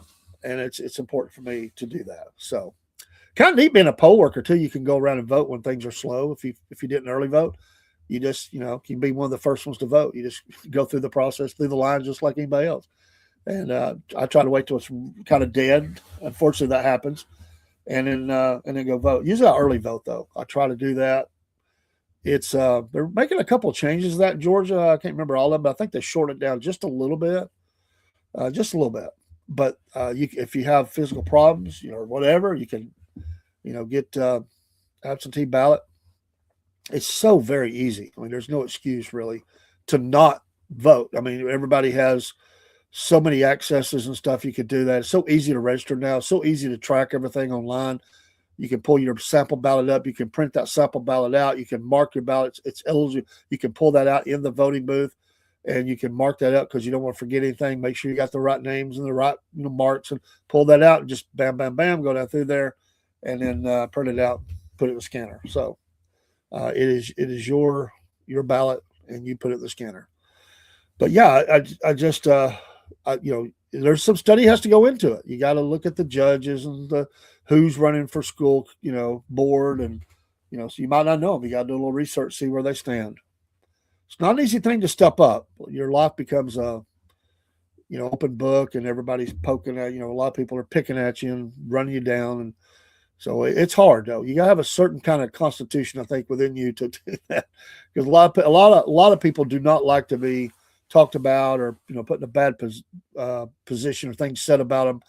You have to be a little thick-skinned because it's going to come, and there's going to be those that they'll definitely try to bully you and say bad things. You can go online, the keyboard warriors. Well, they're just out there, just ready to get after it and tear somebody down the next day. I always just say pray for people. You can be mad, I get it, but just pray for people.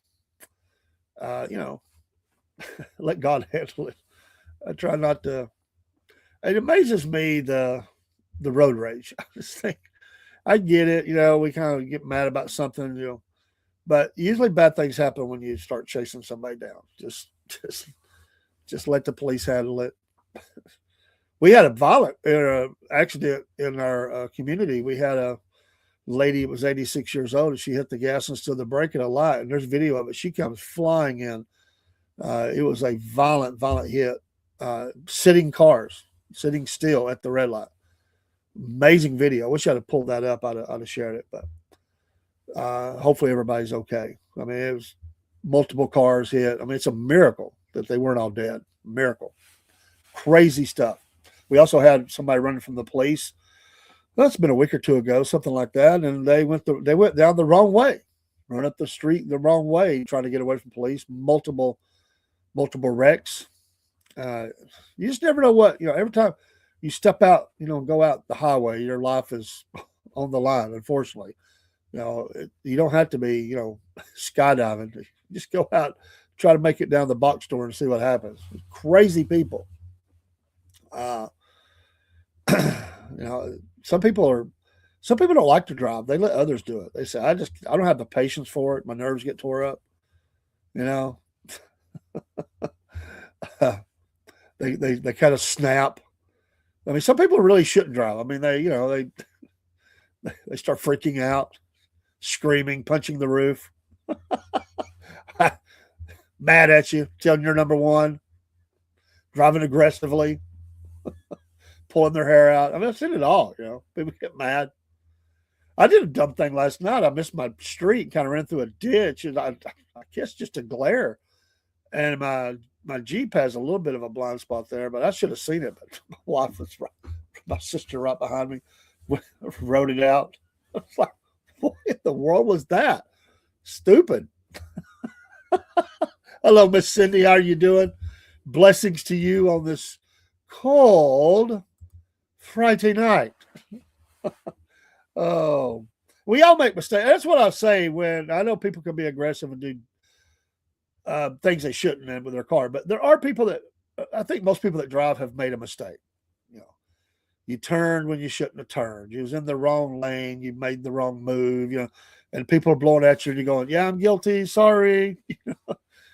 And I always think, somebody gave you grace, they're like, okay.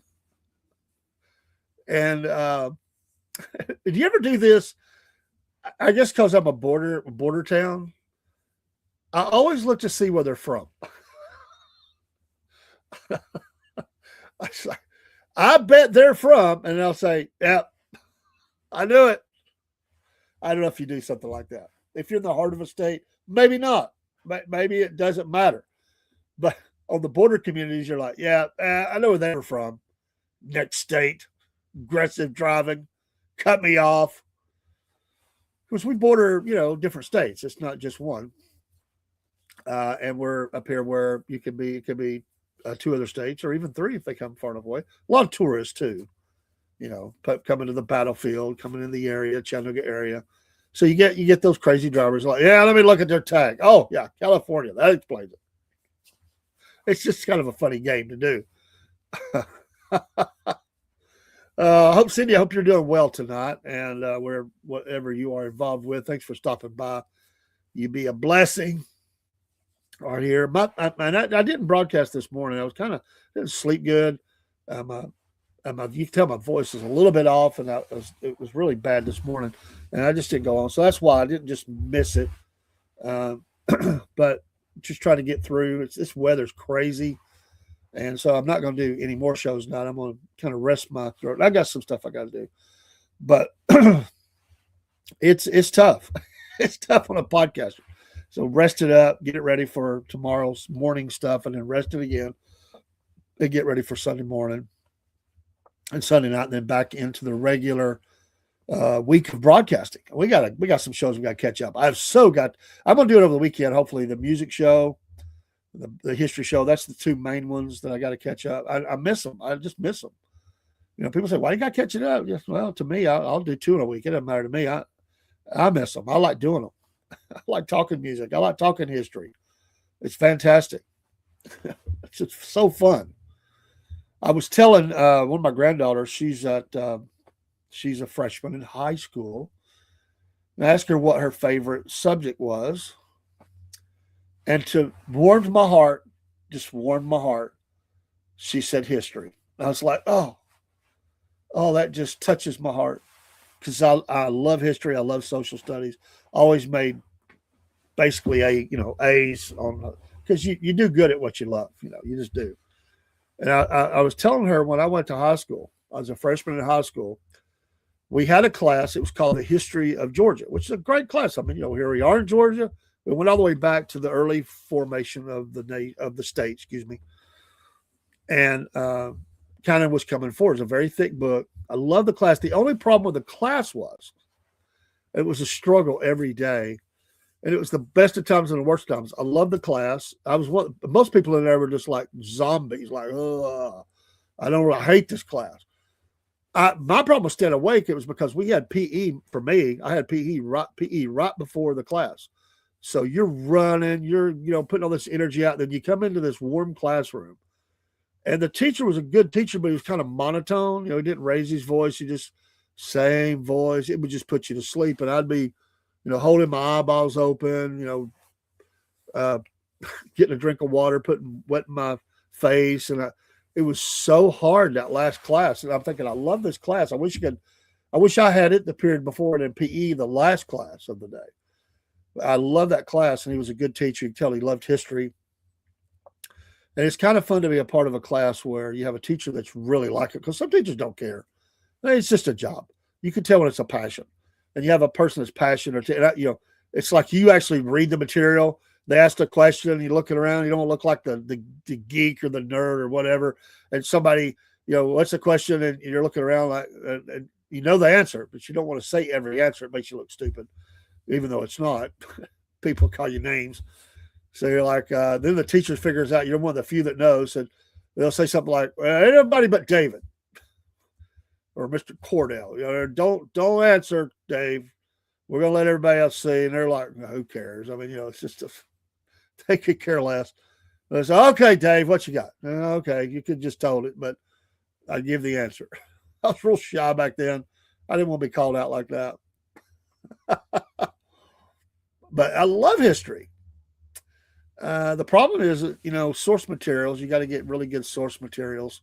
Some people should never be allowed to write a book because they use very bad summations and take leaps and play loose with the facts. We'll just say it that way. In some of these books, or just flat out lie. I remember my son came home one time. He was in middle school. He said, "Dad, I got to write I got to write a book about a famous figure, and I chose Robert E. Lee. And I said, outstanding, way to go. He said, but Dad, there's a problem. I can only use one of these two books. I brought them home for you to review. Okay, so I get them, I'm flipping them, going, I'm getting madder by the page turn.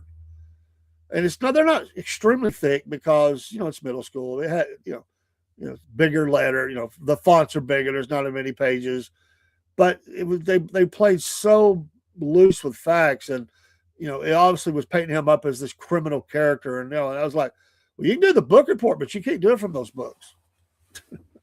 So we just did it our way. And yeah, I think it's an oral book report anyway. He got a good grade, but she penalized him for not using the two books.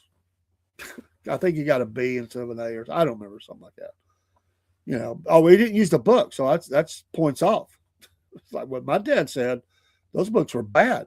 I'm sure that went over like a really bad. So the earlier you can get the source material, the first person who's seen it and wrote about it, you still get some of that depending on their biases, but usually they're more spot on. They're writing about actually what they saw. They're putting it down.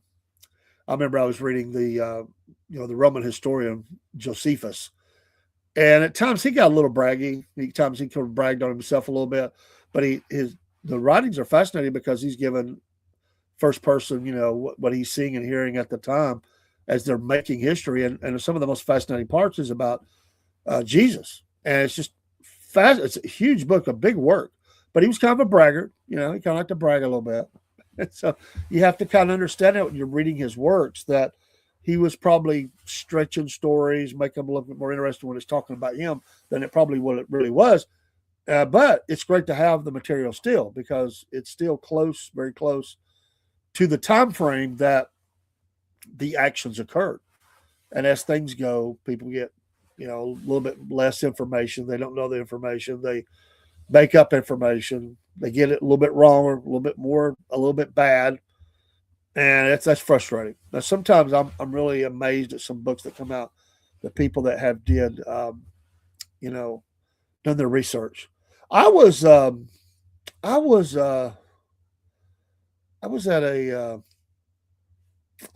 not a meeting. I was at a meeting for some folks from Richmond, but the guy who wrote, and I've said this before, the guy it was actually his dad who wrote oh my gosh, I just went blank on the name of the book, but it was Gettysburg. I think it was, but anyway, that's not what it was called. Killer Angels. Anyway, Shahara. That's it's fiction based on real events, so it kind of expands some things. But he tries to bring out certain figures when he's doing those stories of people that he thinks are interesting for the story. But I remember when he was going to write the book, and they made a movie. They made a movie of Gettysburg. They made a movie of Gods and Generals was the second. The son wrote that, and then Last Full Measure. They never made the movie. It was a trilogy. Gods and Generals. He really wanted to highlight. He always highlighted somebody on the, a couple of people on the southern side, one main character, and one on the north. And for that book, he wanted to highlight Phil Sheridan, cavalry general, United States Army military. And there's a lot of people that he has roads and schools named after him and all that. But he says, I researched the guy. I just found I didn't like him. I did not like him. The much better character for him to write about, which he did, was Joshua Chamberlain, 20th Maine. Teacher, and did amazing things in the field. And for the southern side in that book, he highlighted Stonewall Jackson. And if you've watched the movie, I really like it. There's some things probably could have done better, but it's a really good movie. But people got mad at him for that. Like, I think he got some threats. Like, how dare you put down Phil Sheridan? He goes, look, I just don't like the guy. He was a brutal guy. I just don't care for him. I don't think it's a good story. And he was always trying to bring the faith part out in his books. So to talk about Jesus, to talk about, because faith played a role. That's why we do the show, Bibles and Battlefields, because there is always that part about God and how he is brought into war. So that was the idea I had for that. That was going to be my podcast. It was going to be called Bibles and Battlefields. I've had that tucked away for several years. Just never got. I was going to start it on YouTube. So now it's a show within the podcast, Bibles and Battlefields. But that I'm doing a little bit different. I actually, well, I'm kind of bringing it back to the original idea, and that was do some videos from those places, and we're doing that. And then talk about the faith factor when we're doing that. So it is actually accomplishing what I intended, just not as a sole podcast, just a show. But I love that. And it did play a part. And that movie was fantastic. And I think for the last book, I mean, Robert E. Lee is a focus because it's the end of the war. I can't remember who on the Union side. I've read the book, but I don't remember right now. Who is the figure that he is really pulling up and kind of highlighting for that book. It's great books. I really enjoyed them. They're making a new War Between the States movie called Gettysburg. And Stephen Lang, now he's much older. Of course, he was in Gettysburg, but I don't think it's called Gettysburg. It's about Gettysburg. It's actually about someone.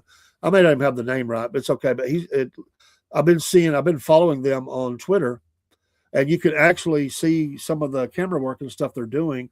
There's some of her photos, some of her actually scenes. They're giving you a little bit of look-see of what's going on behind the scenes. It looks like it's going to be a really, really good period movie, we would call that.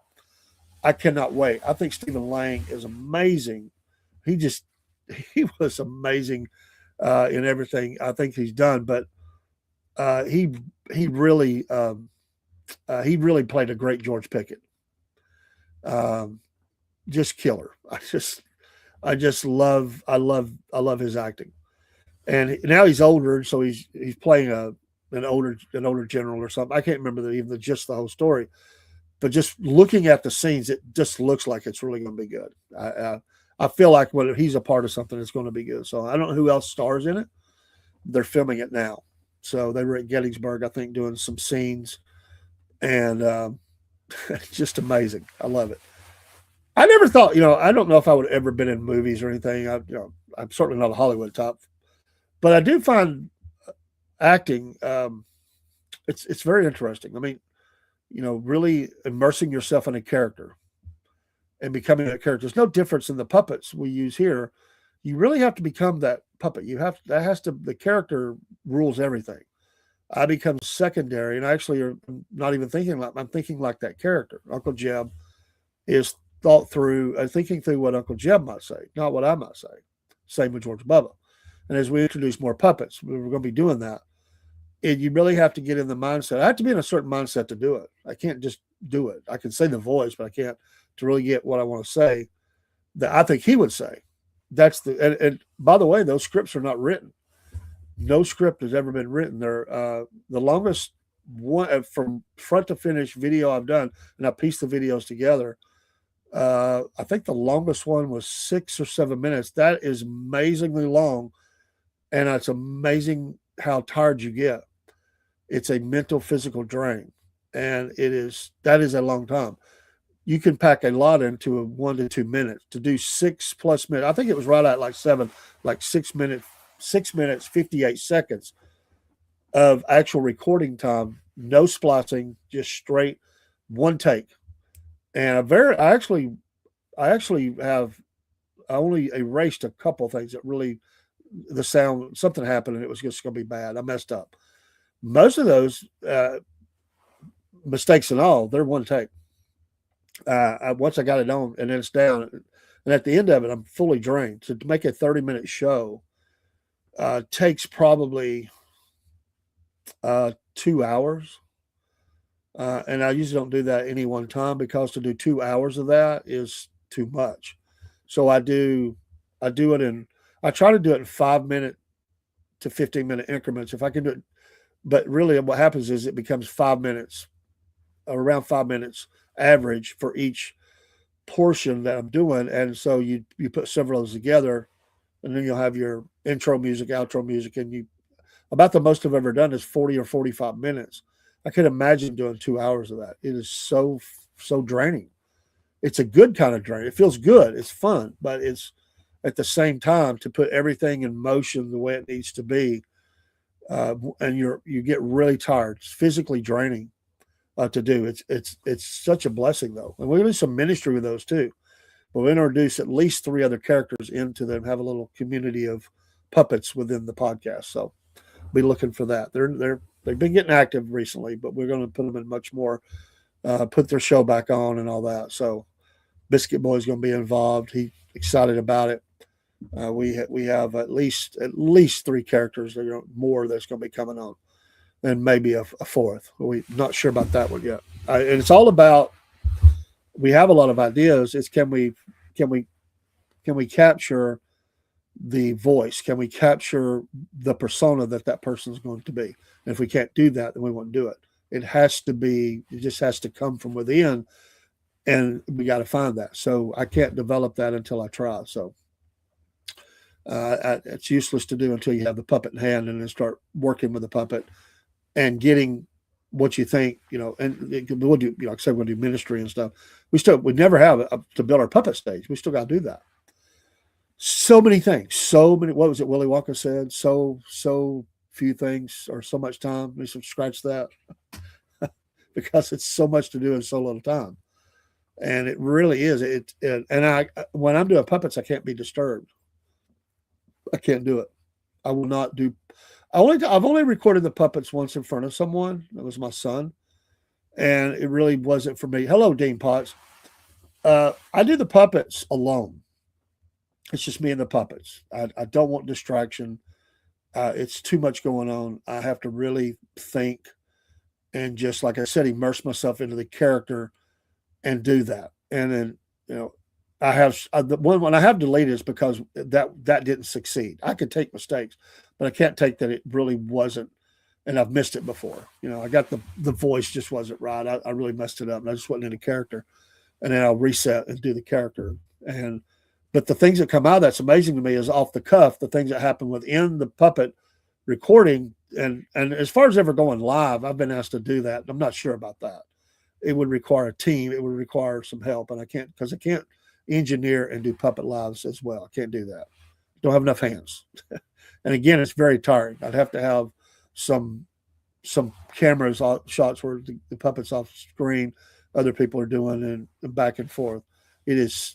I've seen a guy do it one night with Alf, and he did about 20 minutes in character, which was pretty impressive. I thought he wasn't talking the whole time though. He would take breaks even off, and then but he that's still a long time, and then he put it away. You could tell he was just wore out, because I know how it is. It's very draining to do stuff like that, but it is so rewarding. Dean, hope your work day went well. Back at work on the weekend. 2 more days to go. Yeah, hopefully it's a good weekend for you. Dean, getting it done. Changes afoot in his department as well. A little bit. Got to roll with the changes, brother. Roll with the changes. And before you know it, Monday will be here, and we got 2 shows. It went great, Dean. Just great. We'll re-air that. I'll re-air that tonight probably, and over the weekend a couple of times. Fantastic. That is a solid blessing, and he will be back on. So absolutely fabulous. Just spiritually so very, just funny, interesting, but very spiritually fulfilling. Just amazing. Mr. Steve or Steven. Just a really neat story. The first part is just more about how he got to where he's at, and I know he left out things just for the sake of time, and maybe we come back together again and again, then we'll get some of those stories. But we covered a wide range of topic with that, and it was just great. So he couldn't be there. We had to kind of do when it was good for him, and that was when it was good for him. So, but we do have interviews coming up. I don't know why I was thinking tomorrow. It's not tomorrow. You're working. We do have interviews Monday and Tuesday for race drivers. Our dirt report. I think we have one on Monday, right? Yeah, we have one on Monday, and then I know we have Jess on Tuesday from Ontario, Canada. That's on the 20th. And don't know about the next, but maybe the one next weekend. We got all kinds of stuff coming. I have to really working hard to keep the schedule updated. We got, we got a lot of cool stuff happening. And then before you know it, it's going to be the NASCAR part's going to be there. So we're kind of doing this expanded racing show anyway. It's become a lot packed in there, which is really good. So that's neat. We don't run for a lack of things to say or cover. We got about 40 slides ready to go with a few more needing to be put in there of just things we want to cover, schedules, news, whatever about different people. And I ain't even got to the videos yet. We got videos to air, sports as well. I'll try to get some of those up ready for this week if we can get to them. Have I been to Canada? No, never been to Canada. Never been.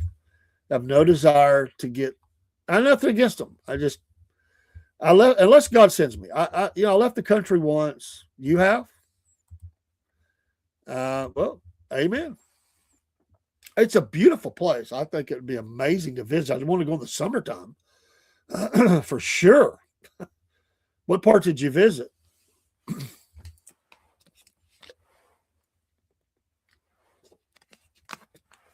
My sister, I think, went up. I think my sister went up. Yeah, she did. Niagara Falls. I think they went Canadian side. And yeah, very pretty. What's a beautiful. So much of it undisturbed. And, that's hopefully, that will stay that way. I mean, it's just a beautiful place. It's like Alaska. Beautiful. I would love to go to Alaska now. And there's some islands. Oh, yeah, Niagara Falls. Did you go over to Barrow? There's some islands off of the Seattle, up in that area, coast line, where there used to be a guy, the city manager here in my town. He became city manager there. It's a beautiful place. There's just all kinds of weather. You saw both sides. Very cool. Do you have to have your passport to cross to that side? I'm sure you do. Or is that you have some sort of agreement? I'm imagining you have to have that. Brother Paul is trying to call me while I'm on the air. What is he doing? Paul. Let me see if I can message him. I just want to stay on a few more minutes. He probably won't know something. Let me see if he'll see this.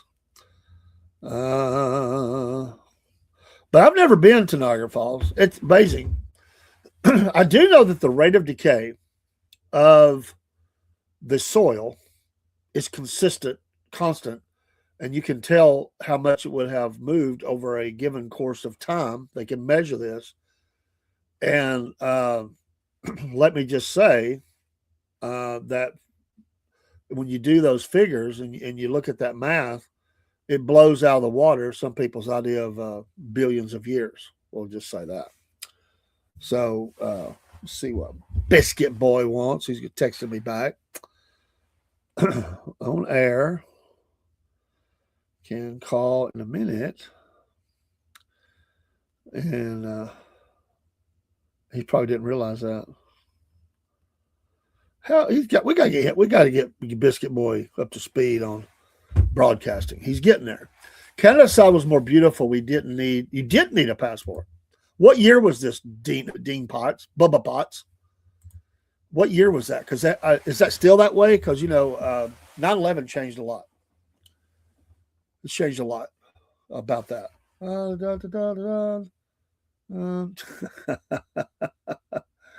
Oh man. Oh. I knew what he was doing. We got to get Dean and Paul up to speed on some of the technical stuff. They're not used to all these little. And there was a time I wasn't, so it's not like I was just rolled into this world ready to go with technology. But we've worked hard to get there. Now we're teaching others, and Oh, he tried to come in a different way. It don't work. Don't work. You got to come in the right way. That's the way it goes. That's the way love goes. I was so tickled in the story of our friend, of our guest, now friend. I just call him a friend. He's a brother. 2010. Okay, well, 2010. Didn't need a passport. Interesting. Sometimes you have agreements like that. But I know the cruise ships, they started making you get the passport. That's why I was asking. I've never took the cruise either. Have you done a cruise there, Dean? Cruise? You could do the NASCAR cruise if they even have such a thing. That would be cool. I saw a video. I was going to ask you, Dean, if you saw this. Ken Schrader, I think it was. It was either Ken Schrader or Kenny Wallace. I almost think it was Schrader riding the Autobahn, driving 158 miles an hour in his rental. I'm sure it's a rental. That was as fast as it was go. Pedal to the metal, 158 on the Autobahn. He was loving it. That's what he went over for. He went over there for to get on the Autobahn. And have you ever been on the Autobahn, anybody? I think it'd be pretty cool. You would like to? Mom not going to let you drive that fast. She says, you're not driving that fast, Dean, baby. You're not doing that. Oh, the cruise. You're saying the cruise. I thought you meant the Autobahn. I'm just messing with you. If I was going to do the cruise, I want to do the Alaska cruise, though. I'm not much into the whole Caribbean thing. I don't like, I don't like the,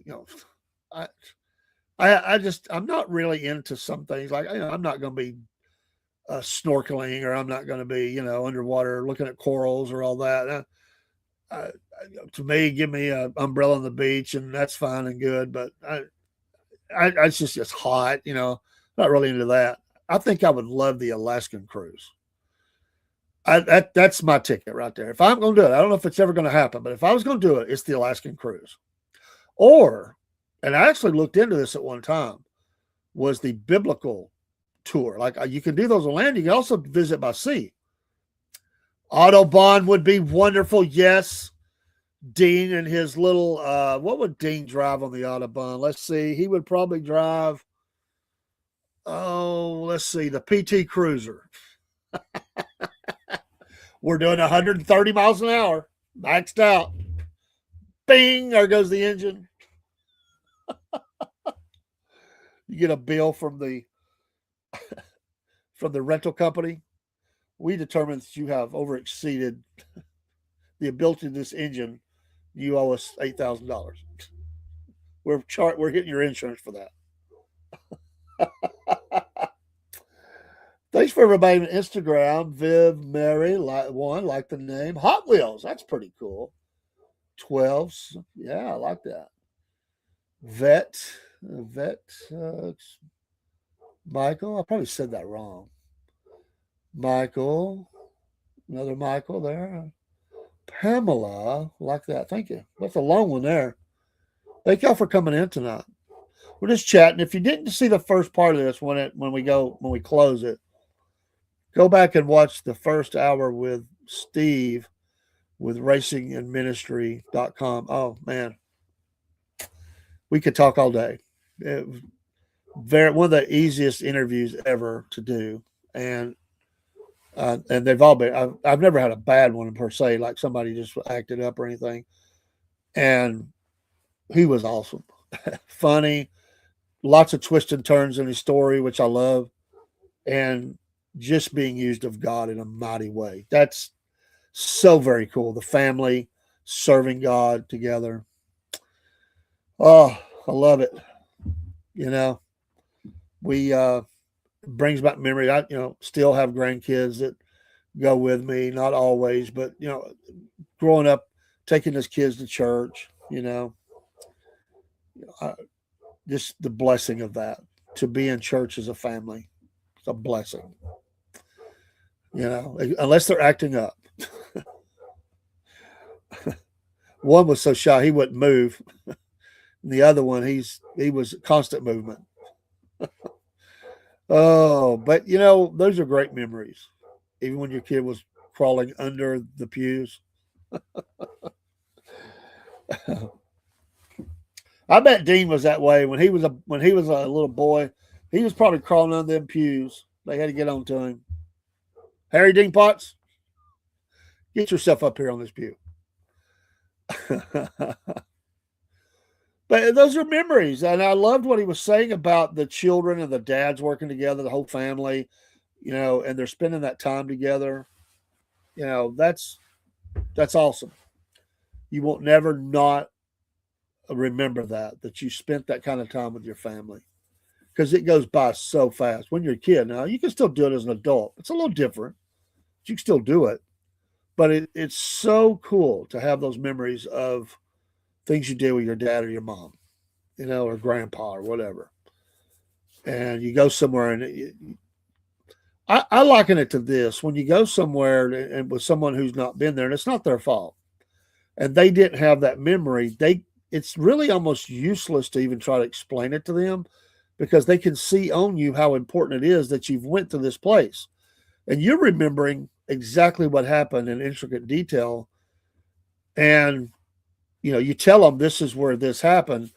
But what's beautiful about it is when your spouse, it could be the male or female, it doesn't matter, when your spouse knows to be quiet. And what I mean by that, don't take that the wrong way, but there's always that moment when you just need a quiet moment, and your spouse just sort of knows that y'all are in tune, that one twain, and they just sit there and give you that moment to just let the memories just kind of roll for a minute with no talking.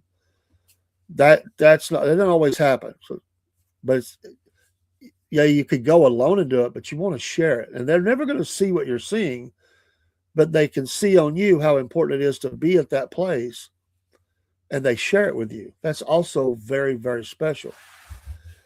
Dean was taught that when in church, respect it. He found that out by the application of the Board of Education to his Bigfoot rear end. He's not Bigfoot, but yes. But even still, some kids are going to get in trouble. They just do. Be quiet in church. What are you supposed to sing, man? What do you mean be quiet? You got to represent, man. You got to praise the Lord. What do you mean be quiet? I know what you mean. Well, the preacher, or let's just say amen. I love it in church.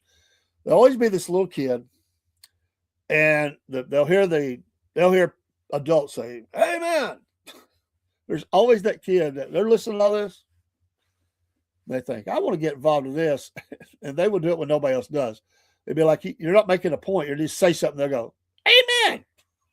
And everybody kind of chuckles. It cracks me up every time. The parents are looking like, okay, you sing solo? You sing solo? I didn't know that. Oh, we got to have the recording, man. We got to get that. We're going to put that on the Sunday morning in the Word. You actually sing in church? I didn't know that. Oh, my goodness. For those that don't know, this is my co-host in the racing and sports shows, and a brother in Christ. Did not know he sung solo. I would have never thunk that in a million. Do you sing? What do you sing? You sing hymns, or you just sing songs that people have wrote? You can't hear me? Oh, so low. I got it. You sing so low. I fix to say, you're standing up there that microphone, belting that song out. Oh. My wife used to be that way when we first, and she never did sing by herself, but she got to where she'd use that voice for Jesus. The first time people said, I can't hear her. I really think when we first went, and she'd go up to the choir, because they'd say, everybody come to the choir. A small church, that's the church. Come on up. So I really do think she was probably not letting any sound. She just moving her lips and mouth. I ain't for sure.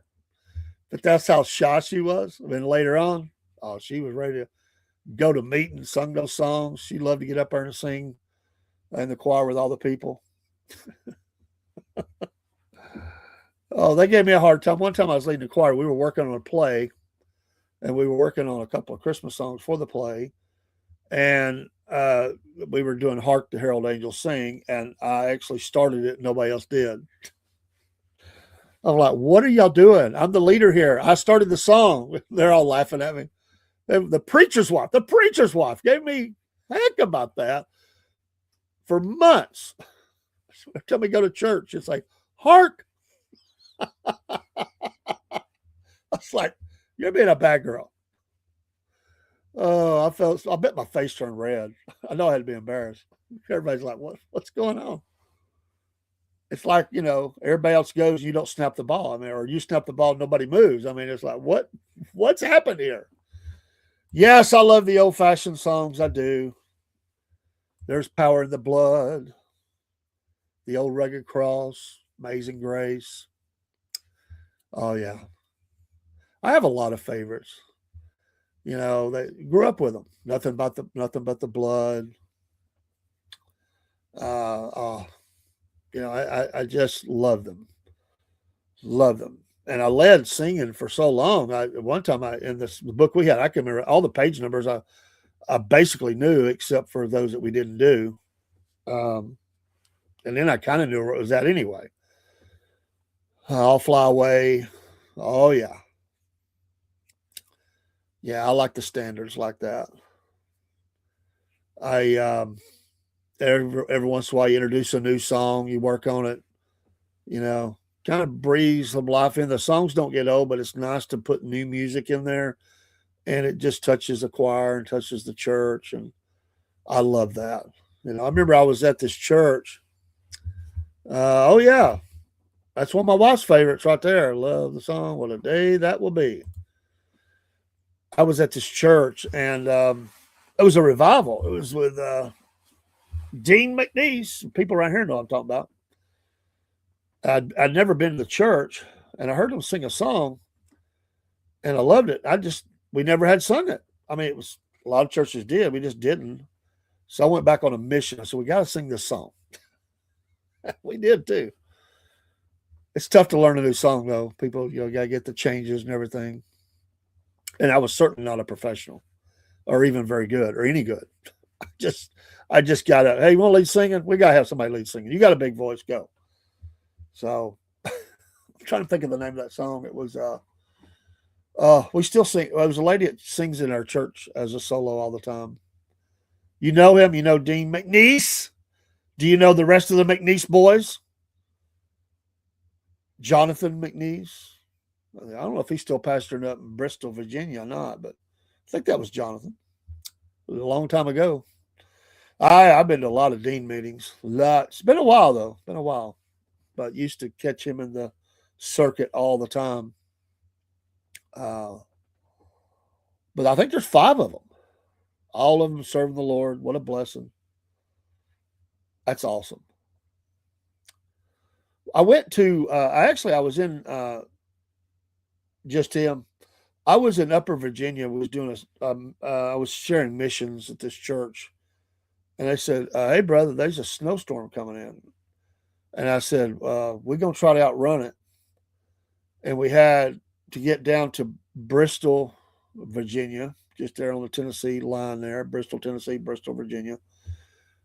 And it was Jonathan. I think it was Jonathan's was his name, McNeese, his brother, Dean's brother. And when we got to Lynchburg, the snow was getting heavy. We got there. It was some snow, but it was more ice. So it was a little crazy. So I said, I wonder if they're even going to have church. Thank God. God's people, they meet. So we did, and I went in, and we got there pretty easily considering everything that was going on with the weather. They had a nice crowd that night on a Sunday night. And they had some singing. They introduced me, blah, blah, blah. I got up to preach a message, and it was a missions message. And I felt like the whole time I was preaching, like something was going on. Like I could just feel it, sense it. So I got through and turned it back over to the pastor. And the pastor, which is Jonathan, he says, he's just kind of looking around like, I'm thinking, I do something wrong. He goes, I can't believe it. I thought, can't believe what? I wish you'd let me in on this. I'd like to know what's going on. And he said, brother, you wouldn't know this, but we had a missionary here this morning. And you guys preached the exact same 4 verses, but in 2 totally different ways. And he said, church, I don't know what this means, but it has to mean something. God has brought us 2 messages from the same passage, totally different. So it was something. So he's like, y'all staying in town? I said, no, we're going to try to get home. And he's like, whoa, weather's bad. I said, no. So I looked on the weather radar, and God just, it was like a corridor there. It was just this, all around was snow and ice. And there was this corridor from Bristol. I had to get over the Tennessee line, and it was clear all the way to Chattanooga, where I live. We drove on dry roads all the way home that night. But if you looked on the radar all around, completely around us, surrounding us, it was all snow and ice. I was like, praise the Lord. Keep the hammer down. It might change. But Upper Virginia got hit that day. I mean, we had that happen again. We were chasing a snowstorm away out of Wheeling, West Virginia. We got all the way down to Bluefield. I had stopped for gas, and it's a lot of snow on the ground. And there was a hotel there, and I thought, we'll just get a room. But then I thought, man, it's still coming down. We may not get out of this place for 2 or 3 days. We got to get home. So I knew if I could get off the mountain far enough, I'd get in the rain line. And so, but I was worried, like there's nothing up there. I mean, once you leave that little town right there and you're going down the mountain, there ain't nothing there. But 2 things helped us. One was we got right behind an 18-wheeler that was going down. He was driving slow and safe, and I drove in his tracks. That helped, because let me tell you, it was deep snow. And then we got down a little bit further. The snow lessened up a little bit, and it was more sleet, which wasn't great. Sleet and icy, but I saw a scraper coming, and they were scraping the road and putting the ice and salt down, all that. No, not ice, salt. And I got behind him, and then we got on down. It wasn't even raining, so we got off the mountain, come on home. But that's not a good feeling to be trying to outrun a snowstorm. It's faster than you are. Just a factor of it. You can't leave when you want to leave. You get delayed, and you're just trying to make miles, and you push, and sometimes it just overtakes you. And sometimes that's not the best place for it to overtake you. So you're always making these judgments about, should I go or should I stay? What do I do? Let's pray about it. I'm definitely not one to take chances. I wouldn't want to do something silly, but I just felt like if we could get off the mountain, and it's a good highway off of there, if we could just get there and not run off the road or spin out or whatever. And we had a really nice car then. I said, if we could do this, we'll be fine, because it looked good all the way home. And we did it. Praise God. You know, I was worried that we were not going to make it there. I didn't tell my wife that. I was like, she's like, do you think we should just get the room? I'm like, no, we're going to be fine. I'm like, Lord, help me back this up. When I saw how deep it was on the road by then, I was like, ooh, this might have been a bad decision. You got to drive quite a few miles to get off down low enough. It's kind of a slow descent at first, and then it picks up speed. And I was like, well, I was never so happy to see that scraper coming along. Even if I get a couple of dings on the car, I'm riding right behind him. I did too. We didn't get in until I went to go around him, and I got a couple of dings. It didn't do any damage, but I could feel it beside the car, and I'm like, oh. But we got on down, and we just hammered. We put the hammer down. But at Bluefield, they got skiing up there too. It was some of the thickest snow I'd ever seen in my life. I was amazed at how thick the flakes were and how quick it was piling up. Beautiful though, just absolutely beautiful. I wouldn't want to be a truck driver having to deal with that up north. That would not be my gig at all. I couldn't stand to do something like that. I appreciate those that do. I had a friend I grew up with. He became a truck driver. He hadn't been driving that long. They sent him up north. He actually plowed into a snowbank.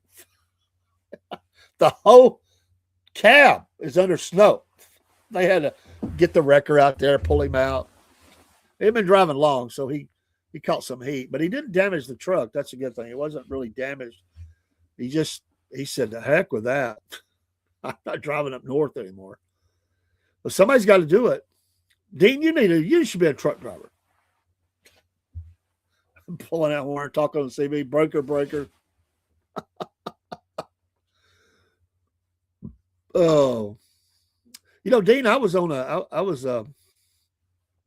went into a racing site. I had to answer some questions, and when I'm asked, how much I watch, and we're very involved in the racing. But who did I think was going to win NASCAR next year? Which is made changes, thank goodness. And I said Chase Elliott, believe it or not, on the spot. I could change my opinion, but that's what I said then. I thought, I put it in. I thought Dean would like that.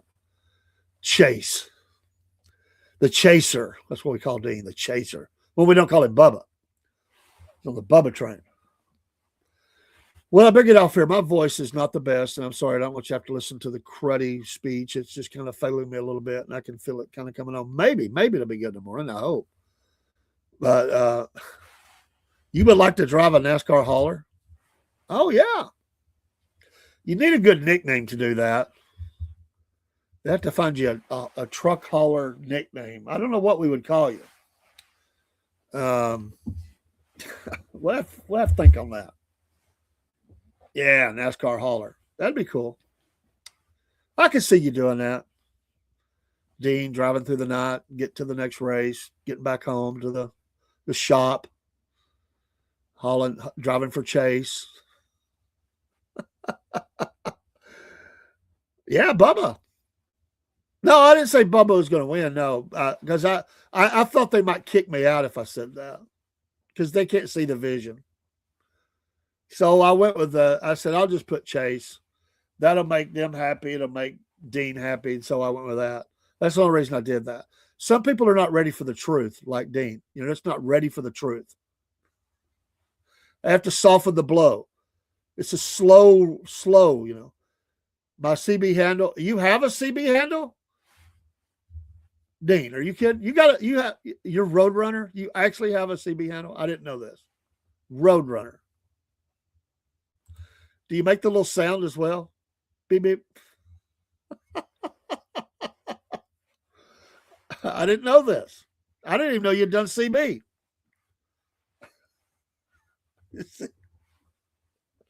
I just see Dean now going down the road, talking all that trucker jargon.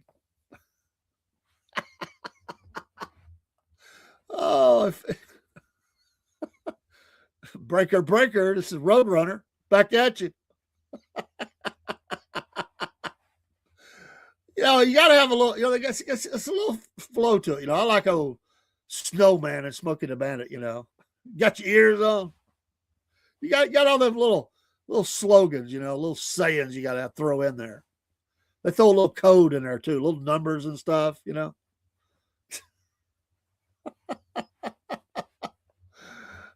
There is. Oh, you had one in a truck and had a base station? Well, I never knew that. Wow. You had the old base station talking at home? Hey, Bubba, you got your ears on? I got into ham radio at one time. I've let my license lapse. I had the CB, and I decided to go. I had to work out. Man, it's not as much work now to get it. I was low level. I wasn't high level. And for me, you missed those CB days. Well, you can start again. There's a Christian channel, by the way. I used to remember the number. They're supposed to be Christian. They have to run off people sometimes, but they try to keep it real clean and stuff because some of that's bad. But I just found that if you were not one of those people that were really building building your antenna and doing all that, they're more technical kind of people. And I don't know. It's kind of annoying to have to keep doing your call sign. And I did it for a little bit. I got to where I just listened all the time. I just never really got comfortable talking.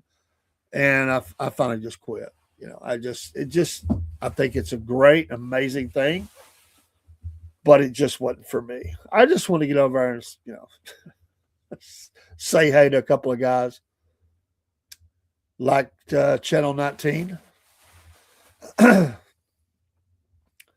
used to have these guys I would, I didn't, I heard I was going to pick up my wife at work or drop her off. Maybe drop her off. Yeah, she always went in the dark. So I was dropping her off, and I heard these truck drivers coming down the road, and they were talking about one of the races, and this particular race, Jeff Gordon had won. Oh, I just got her and gave him a heck about it because they were trashing Jeff Gordon, called him all kind of names and stuff. I said, well, he smoked your boy. Who is this? They got all, they started arguing with me. They were laughing at it later. They said some really bad things. They said, he don't know he helped us get 5 more miles down the road because we're all sleepy. That's what they do. I said, yeah, he's the legend. He is the new Dale Earnhardt. Oh, that got him fired up. Oh my gosh. They all come unglued. It's truly, I was stirring the pot and it exploded. But in the end, they were laughing. They tried to act like they were mad, but they were laughing. It was fun. There used to be a guy down here. He had a really powerful setup. I don't know I think he died, but I still see that antenna up there. And I don't know if the people who still have the property talk on it or not, but you see those that go down the road. They've got the huge antenna looped over and tied to the bumper because they're so big, so long. Got coils on them that big around. You're like, microwave. I don't want to go around this guy. Just melting skin, Did you ever know, Dean? It's illegal. It's illegal. Back in the day, did you know you could make a traffic light change color using your CB?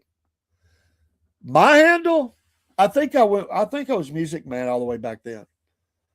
They used to call me Music Man at work because I was always listening to music. I brought music in. So I had this nickname, Music Man at work. And that was my name that I used when I would call into the sports show, Music Man. They had a Music Man, and I'm a Music Man too. But, and they said it was cool. But I'm pretty sure it was Music Man. It's been so long ago, Dean. My gosh. You expect me to remember back then? I had it in my car. I didn't have a base station. Did you ever just listen to Scanner? I used to do that a lot more in CB and actually was listening to Scanner. I've done that in the last few years on my phone and stuff, doing security. I want to tell you, that Chattanooga one rocks. It don't stop. But I will listen to Catoosa and Walker, and not much going on over Dade, but the Tennessee Highway Patrol is pretty good. Chattanooga Police, though, that's where it's at. They trunk, they at one point you couldn't hear them, but I think you can. I don't know, but you can get those. They don't offer every area, but you can download the app on your phone and listen to all the traffic. It's enlightening, entertaining. Sadly, you're hearing about all these calls go out where there are people threatening each other and different things are happening. That's rough. Rough. But you still do the Scanner? I haven't had one in a number of years. I just did on my phone. I think it'd be neat to have one. Who do you listen to most? Like what area? Scanner. There's people, that's all they do when they're home. Sip coffee and listen to Scanner. They'll start texting people. Well, there's a fire over on such and such road. You could listen to Scanner and talk on UCB, your base station.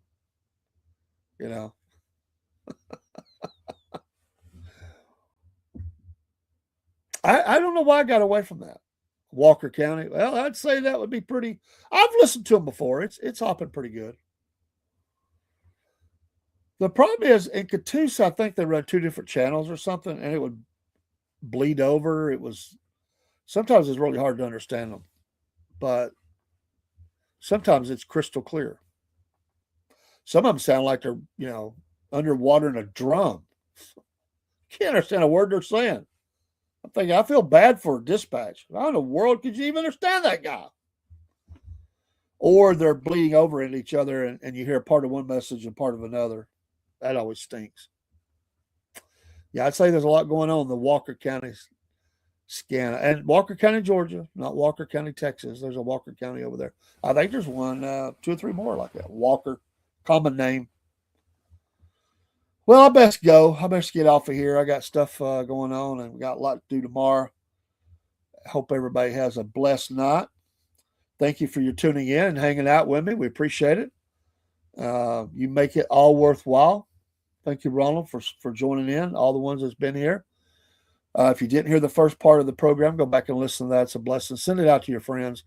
Not for clicks, not to make Dave's head grow or anything like that, because I want people to hear the gospel of Jesus Christ. It's a neat story, and our guest tonight did a great job with sharing that. Give us a little word and prayer and all those things, and he will be back. He was a true blessing. Have a great night. I'm going to call Biscuit Boy, touch base with him, and we'll see you in the morning, hopefully. Hopefully that'll work out. Certainly Sunday morning. So we'll get a little bit of stuff. If the voice is a go. If the voice is a go. So I don't know if it is or not. Let me find a song here. There we go. All right. See y'all soon. Take care. God bless. Give us a like, follow, share. And thanks for the support. We appreciate it. Take care.